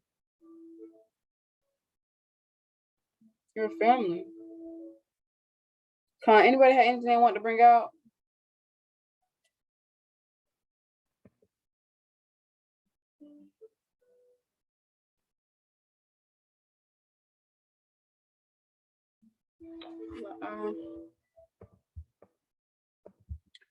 I had Sirach 4:26 like you. Be not ashamed to confess thy sins and force not the course of a river. I just also want to point out, don't force the course of a river. The Most High said, be in peace with many, but have one counsel of 1,000. So every sister you meet, y'all might not be buddy, and that's fine. But still, show her love and stuff like that. Every sister you meet, y'all are not going to be the best of friends, and that's okay. Don't force it. Don't force it.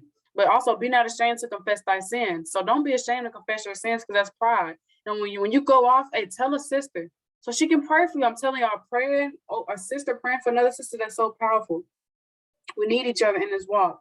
And also, let me get this other precept. All praise to Most High. I totally forgot about it. This is John 14:17. Even the spirit of truth, whom the world cannot receive, because it seeth him not, neither knoweth him, but ye know him, for he dwelleth with you, it shall be in you. We have the spirit of truth in us. The world cannot receive the spirit of truth because they don't know Yahweh Shema Shah. They're living in the lust of their flesh. They're ignorant, which just means not knowing. They don't know. And we used to be just like that. But we know Yahweh Shema Shah. Yahweh Shema Shah is dwelling in us. We have the spirit of truth. So because we have the spirit of truth, because we have the knowledge of understanding these scripts, we know that we're supposed to be loving our sisters. So we need to be doing that. Because we have the spirit of truth in us, we know how we're supposed to treat one another. So we need to be doing that. We know we're supposed to be bearing one another's burden, so we need to be doing that. So kind, and also just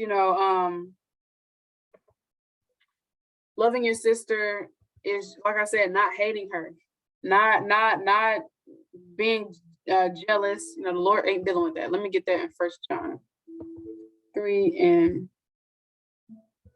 whoso hateth his brother is a murderer, and ye know that no murderer hath eternal life abiding in him. So when you hate your sister, you're a murderer. And there's a lot of ways you can hate your sister. Not righteously reproving her, not bearing her burdens with her, not being there for her, saying, I don't feel like dealing with this, being jealous, being envious. That's all different ways of hating your sister. When you hate your sister, you're a murderer, and the Most High is not dealing with a murderer. So be aware of all these spirits that may hop on us, because we're all subject to it. Be vigilant. And don't be sober off all these different, and be sober. Don't be drunk off all these different don't be drunk off all these different doctrines and philosophies. Be sober and be vigilant. Stay watchful of these spiritual demons that's roaming around, because we're all subject to these spiritual demons. But, there's a lot of different ways to love your sister and a lot of different ways to hate your sister. We're trying to love our sister. Kai, you got it.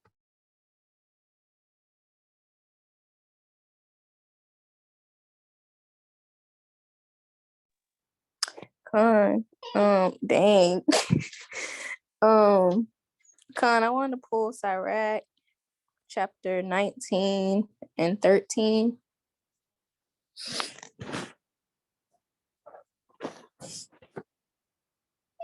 If y'all hear Cardi in the back, please ignore. Demon dog. Yeah, I'm about to take them out. But this is Sirach 19 and 13, and it reads, admonish a friend.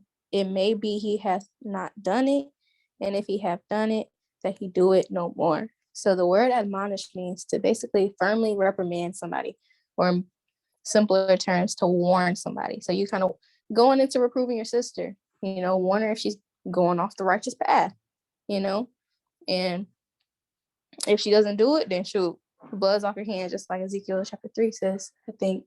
And then if she gets back on the right path, then Lord willing, the sister doesn't do it again. And you just helped your sister, and that goes into loving your sister as well. So con I you. And that's really a mighty chapter though. I'd read the rest of that if I were y'all. But con. I want to say one more thing. Growing up in a Black household, families also always gossiping about each other and pretending to like each other when they come around. So I have to unlearn that from as a child to now, because I realize that's not right. I don't like when others tell my business, especially my mom. So I'm not going to do it anywhere else. Time to repent, forgive, and definitely repent for that. And that's what we first brought out. Deuteronomy 28:54, the Most High put a curse on us to have evil eye towards our people. This has been programming our mind. I'm glad you said that. This has been programming our mind to hate our people, to gossip about them, to have an evil eye, to be jealous of them, to kill one another. This has been programming our mind because we went off and didn't keep the law, statutes, commandments. But this is a curse placed on us. And growing up in these so-called Black, because we're not Black, growing up in these households, that's all we was exposed to. You know, like Aquila brought out earlier, you know, we might have seen our family, our parents not really showing love to their siblings. And, you know, children, we go based off what we see, you know, so we might have seen like hatred towards our family members, and we instead, you know, we took that in. But now we come into this truth, we have to put that away. We have to unlearn all those ways, have to put off the old man and put on that new woman, which is created at Yahweh Bahashemah. Start put on that new woman in righteousness and put away the old things. Because when we was in the world, we didn't know. We didn't know what real love was. It was gossip about one another, talk about one another. We maybe probably grew up in that environment, but you know, being in this truth now, we got to come up out of that. You know, so definitely we got to unlearn from those ways and things of that nature and put that old woman off. Val, you got it.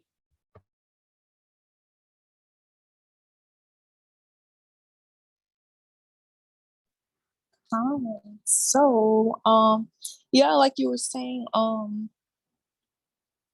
was trying to find this precept, but like you were saying, you may see your mom gossiping on the phone, and you know, like you said, monkey see, monkey do. Then the apple don't fall too far from the tree. So that's definitely a very real saying. But you know, we have to break those generational curses, because that's what it is. It's generations of, you know, things that our parents weren't taught, you know, and they weren't taught the things that we've been taught, you know, through reading the word. So they were taught wrong, so then they're teaching us wrong. And then if it wasn't for us being in truth, we would be teaching our kids wrong. You know, it's just generations of, you know, madness. But I'm gonna read, I think this is a precept for this, Exodus 20:5. And it reads, "Thou shalt not bow down thyself to them, nor serve them, for I, the Lord thy God, am a jealous God, visiting the iniquity of the fathers upon the children unto the third and fourth generation of them that hate me." I don't think that's it. That's probably not the precept I'm looking for. But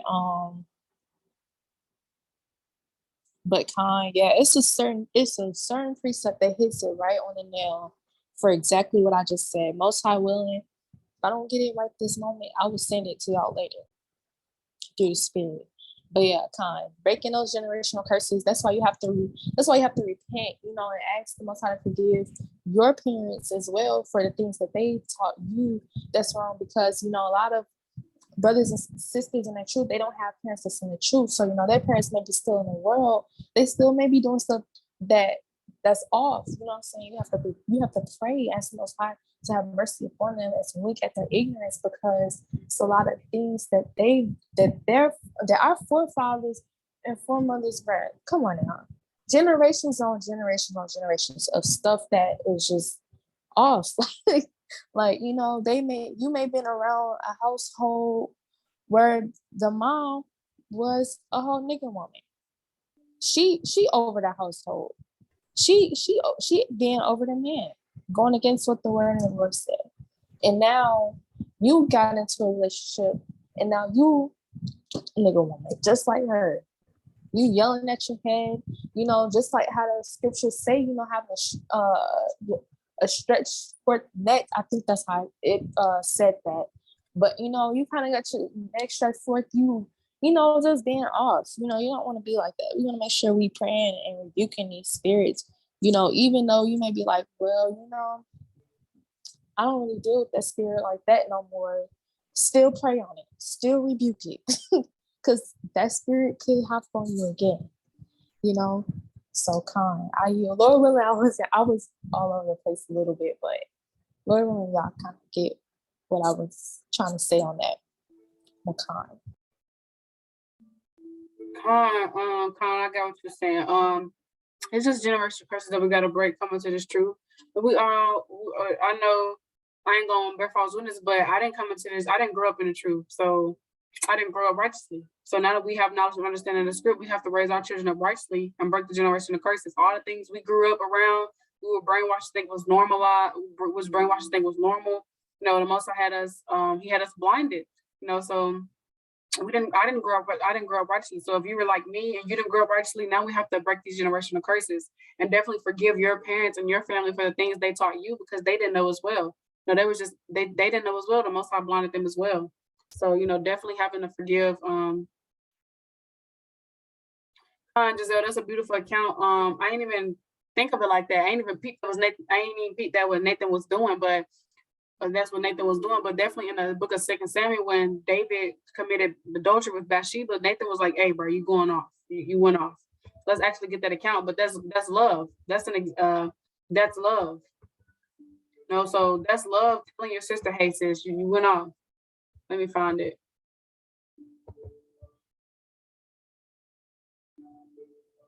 I think it's 2 Samuel 12. Hold on.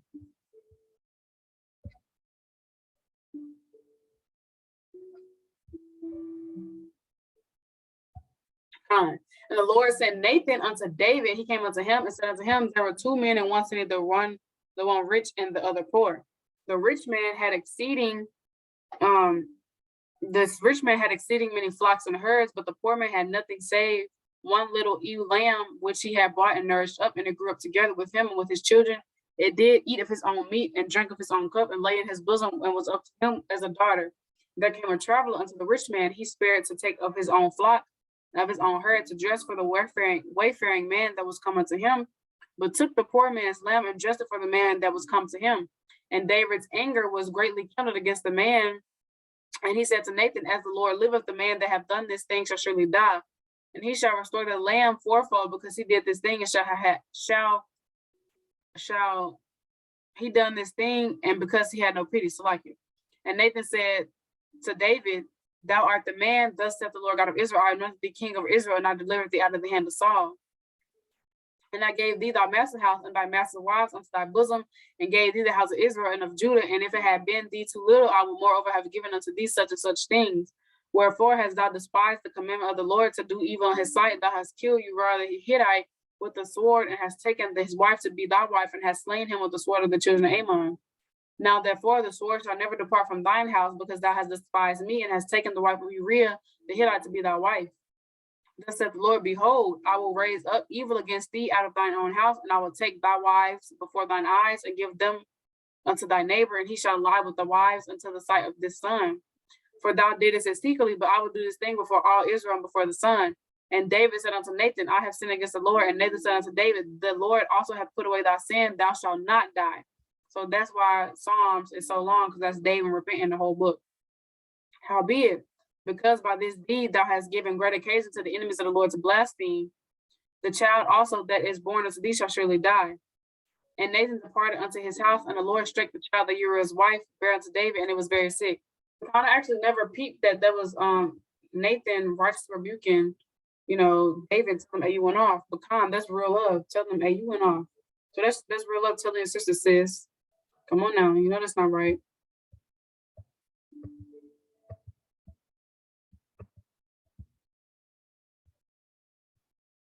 But this let me get one more.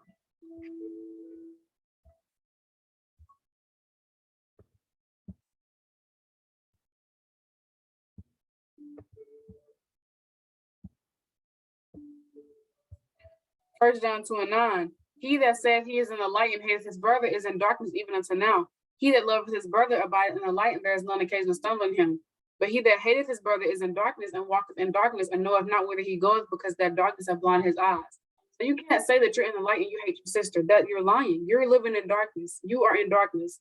And you can hate your sister by not righteously rebuking her, by not being there for her, lying on her name, being jealous of her, envying her, all of these different things. So that's really all I have for today. But I just thought it was just very important that we need to be mindful. We just need to treat sisters how we want to be treated, and just know that we need each other in this walk. We can't be prideful in this thing. We need each other in this truth. We need each other in this walk. We cannot do it alone. We can't do it alone. We need each other in this truth. So,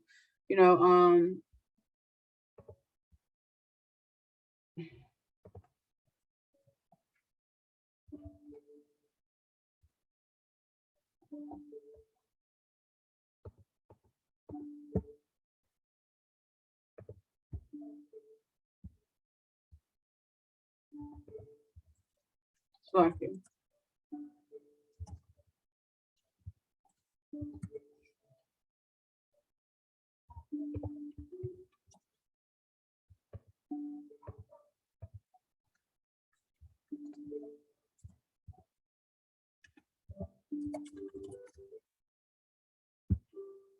But I just thought it was very like the most I just put on my spirit to, you know, just bring this out on Bible study today because it's something that needs to be talked about. You know, we need to love our sisters as we love ourselves, you know, treat our sisters how we want to be treated and truly understand the importance of sisterhood.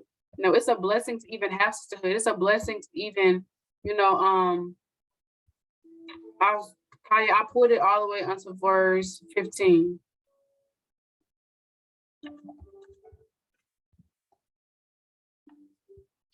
It's a blessing to even have sisterhood. So don't be that sister when you're going through it, you don't tell nobody what's going on. Hey, come on now, that's powerful. Lord and dealing with it. You gotta tell sis, you gotta get up out that shy spirit. Because I'm saying it, being shy is just, you gotta get up out of that. You know, but you know, we really need each other in this walk. We all have stuff to work on. We all have stuff to work on. So I'm not just talking to y'all, I'm talking to myself as well, because I can't be a hypocrite, but we all have stuff to work on. But you gotta be there for your sisters. You gotta bear their burdens. You bear their burdens. And like I said, you know, every sister you meet, y'all might not be buddy, but that's cool. You know, it might not be in y'all lot, but you know, still love her and be there for her when if need be, when need be. But you know, we definitely just gotta be appreciative of the sisters the Most High's placed in our life and just be thankful for sisterhood, because this is real love that I didn't have in the world. So it's just a blessing, and we just gotta be our sister's keeper and be there for our sisters and know what it truly means to love our sister. Because as I'm gonna say again, we were in the world, we didn't know. We didn't know what real love was, but now that we have the knowledge of understanding the scripts, the Most High Yahweh Shema is telling us what real love is. Now we have to perform it, not just be here to wear, but do it as well. So truly love our sisters by showing how we love our sisters. And we already know, how do you love your sister? We went over some plethora, and that's probably a plethora of more. You know, hey, your sister might need her kids be babysitted. Shoot, come on, bring them over. They can have a play date with TJ. You know, so it's like, this is a lot of plethora of different ways of showing love to your sister.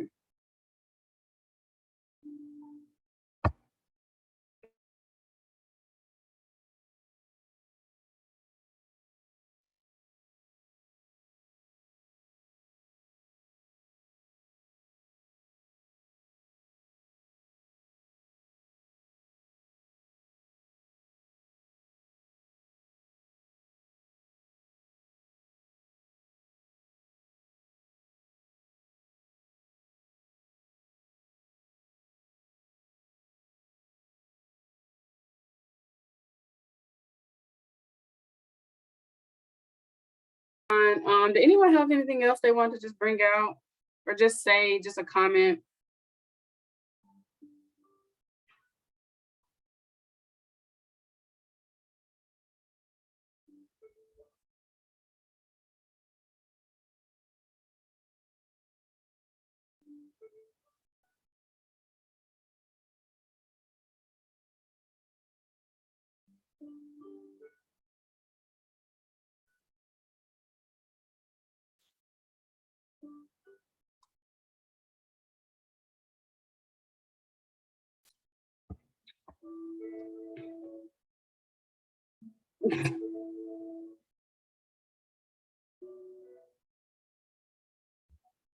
Come on, anybody had anything else they want to bring out? Anything they want to say?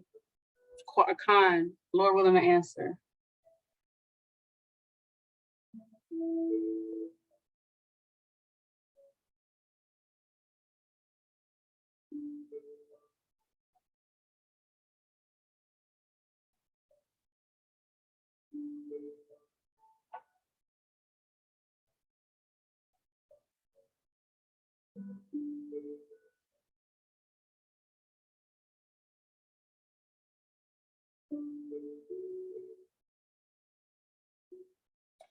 How do sisters get to know each other in righteousness when they first meet one another? So how do you get to know one another? Georgia asking. From my personal experience, I would just say like understanding, like, yeah, prove them, you know, seeing where they head at. You know, you gotta see where somebody head at, see if they really move in the spirit of Yahweh Shema Shah. one thing I will say, you can't just oh, that's a beautiful answer. Founded upon the cornerstone of Howard Shaw. That's a beautiful answer. Now you can't just but she's more so asking how you get to know one another. We know it's supposed to be founded upon your Howard Shaw, but those are beautiful answers.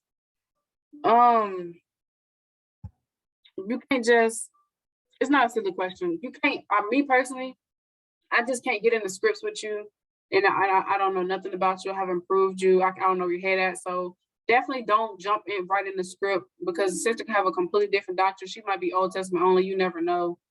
You never know. So you got to see where sister head at for real. Prove her. See. Prove her spirit. Just really see where her head at, and just don't force the course of a river, as Ephesians like it, Sirach 4:26. Don't force the course of a river. Every sister you meet, every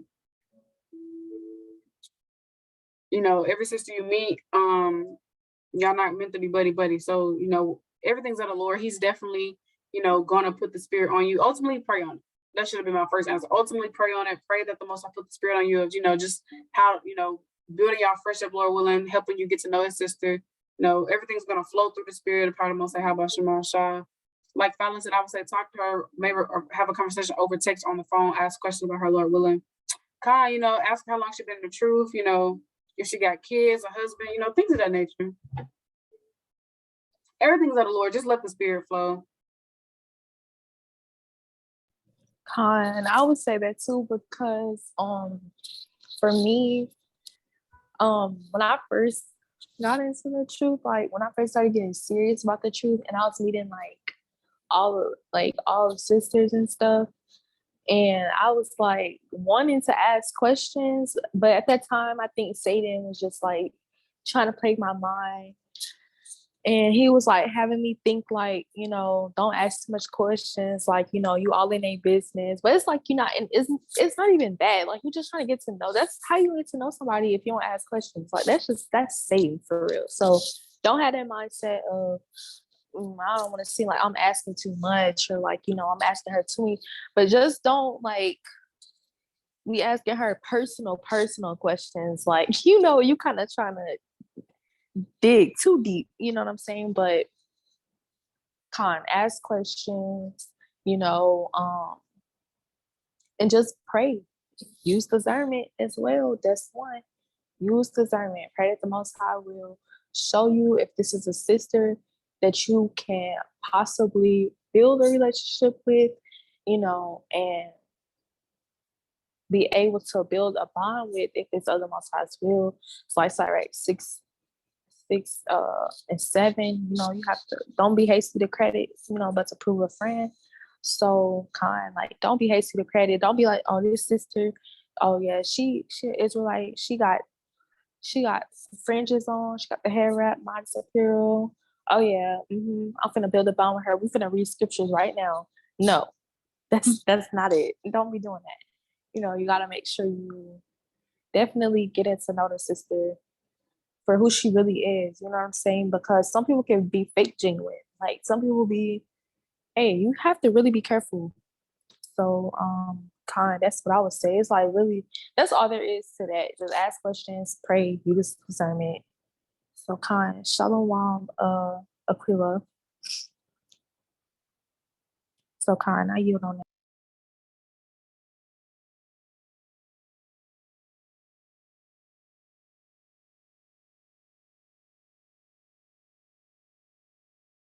I praise the Most High. And again, not a silly question. Not a silly question at all.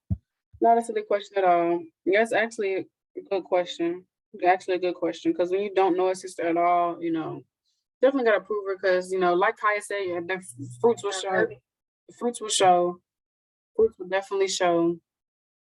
That's Matthew 7 on down, I believe. Matthew 7:16.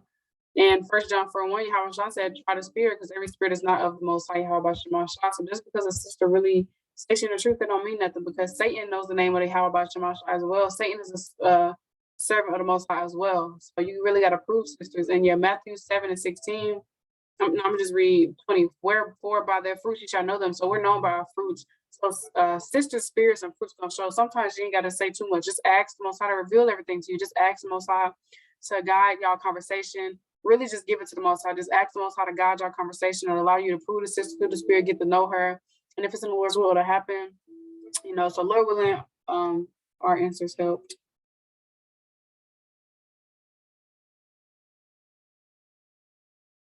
Anybody else have anything they want to say or a question? Khan, I had a question Lord willing, I on got this. Khan, so like, you know, a lot of the sisters in here, I know quite a few of y'all are married. So when it comes to like sisters, do you guys mention that to your kid? Like, you know, tell him that there's this sister that you met and things like that, and you're proving her, like, you know, do you guys get your head's opinion as well on that? Or you just kind of take it to the Most High?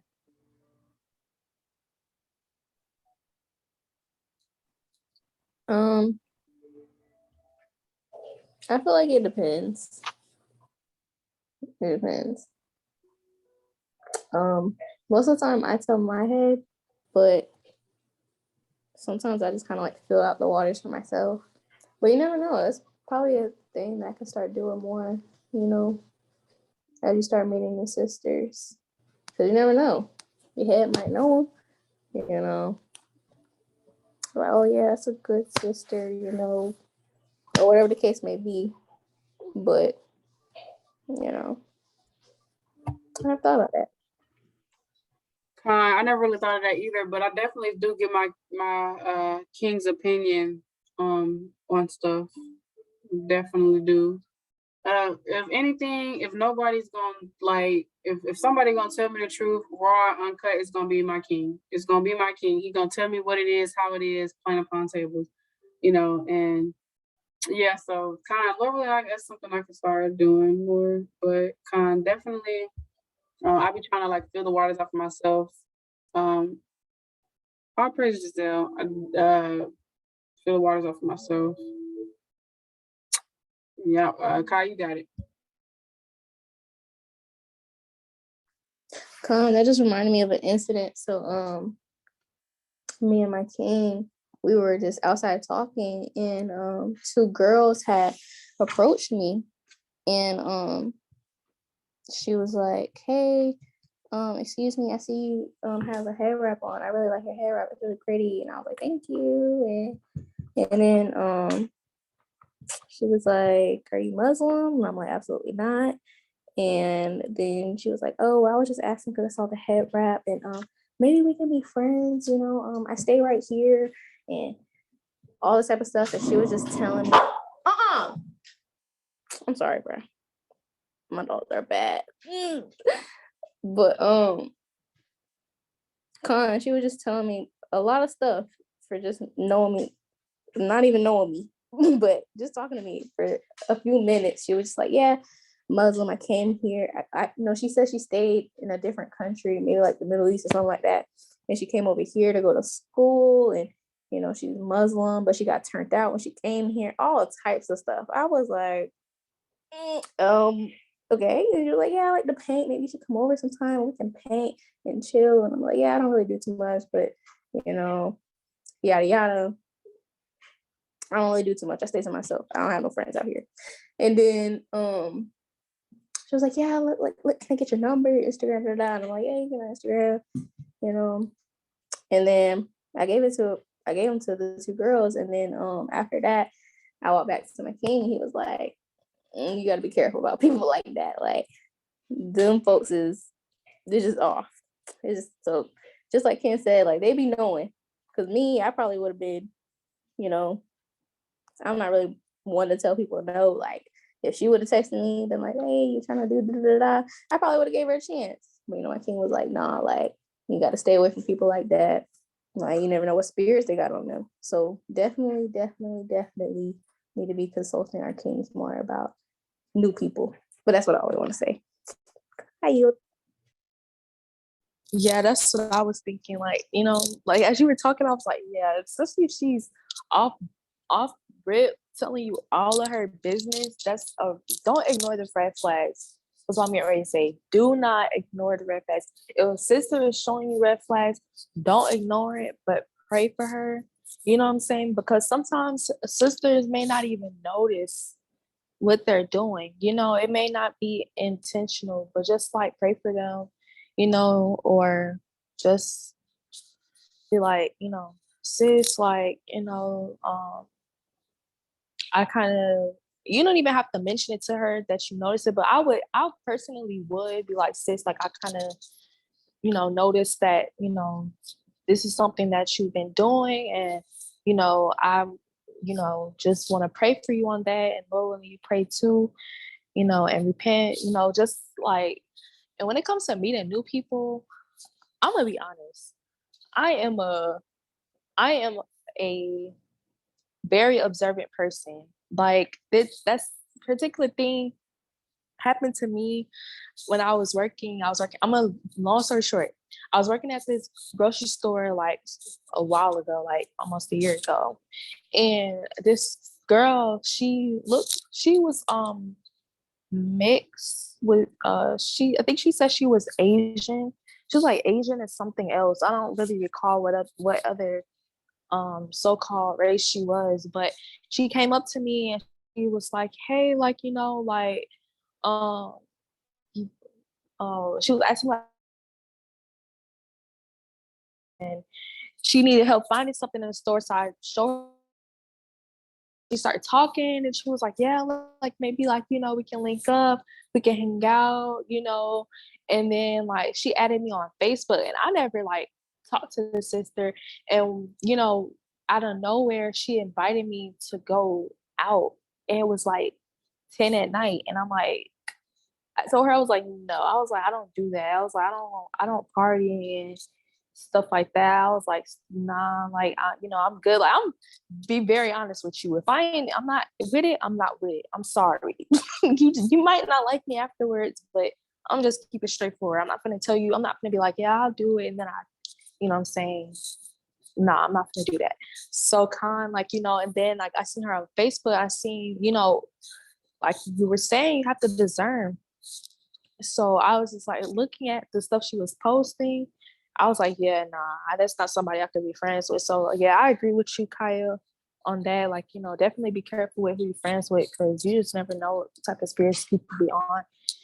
Yeah, so and don't be scared to say no because you don't want to be a yes man. You don't want to please, you know, be a man pleaser just because, you know, you don't want to let somebody down. Hey, if you ain't with it, you just not with it. Just be like, no, like, you know, that's not me, you know. So kind, whether they get mad or whether they stop talking to you or not, that's on them. That's between them and the Most High. So kind. And always listen to your head too, definitely if you're married, you know, because men definitely the Most High be using them to to really like shed light on situations, you know, because a lot of things that we may not know, they definitely can pick up on a lot of things too. So kind yeah, I yield on that.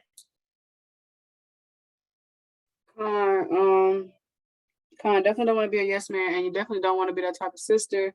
Sister acts to hang out, you don't even notice this, and y'all don't want to hang out. You ain't even been an approver.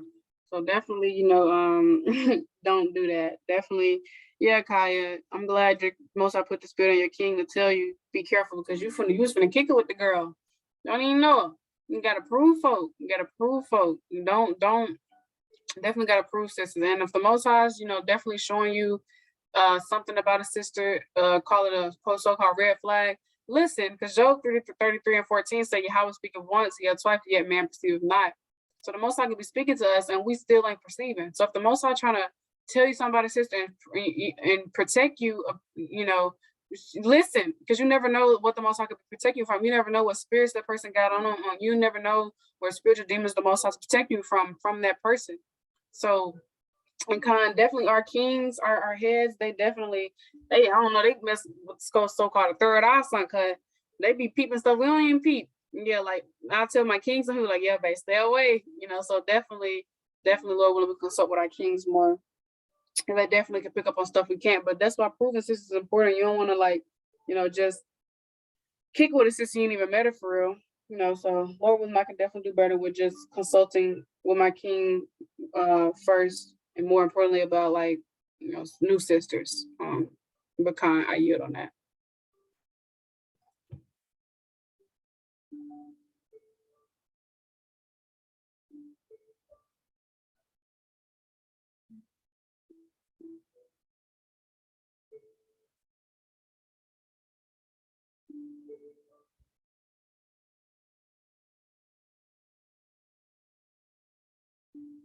Anybody else have anything they want to share, bring out?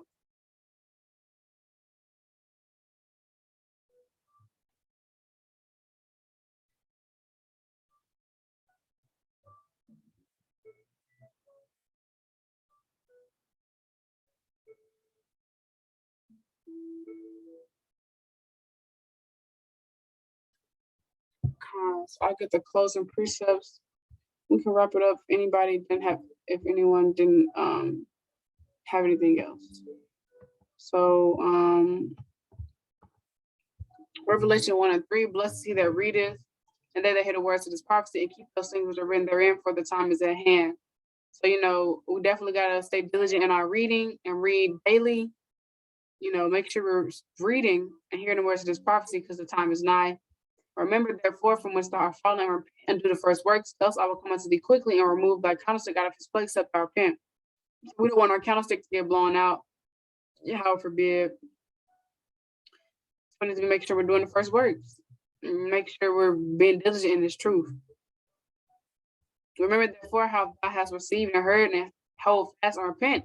If therefore thou shalt not watch, I will come on thee as a thief, and thou shalt not know what hour I will come upon thee.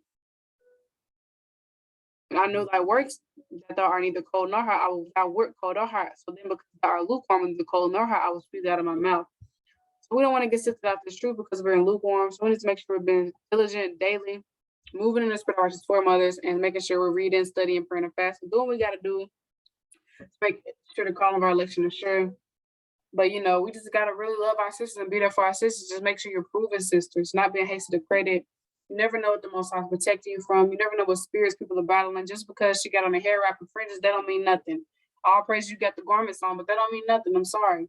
I gotta prove your spirit. I gotta see what type of fruits you got. I gotta see what spirit you got. I gotta see, are you really moving the spirit of the Most High by Shema Shah? I gotta see, are you truly doing the works of our Father? It's a lot of things you got to take into account. You got to see where sister's head at. Satan knows the Most High and is a servant of the Most High. So just because a sister got servant of the Most High, how about Shema Shah, her bio, that doesn't mean anything, because Satan is a servant of the Most High as well. Satan know the name of the Most High as well. So you definitely got to prove sisters, not be hasty to credit. And even if you haven't proved that sister, you don't know her, still show her love. But at the end of the day, we got to be our sister keeper. So I love y'all. Did anybody have anything else they want to share, like a story, testimony, anything they want to bring out, a precept, a closing point, anything?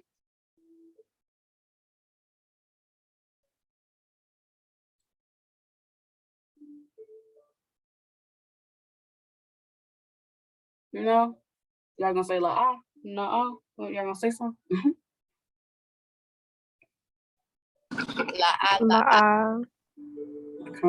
Kind.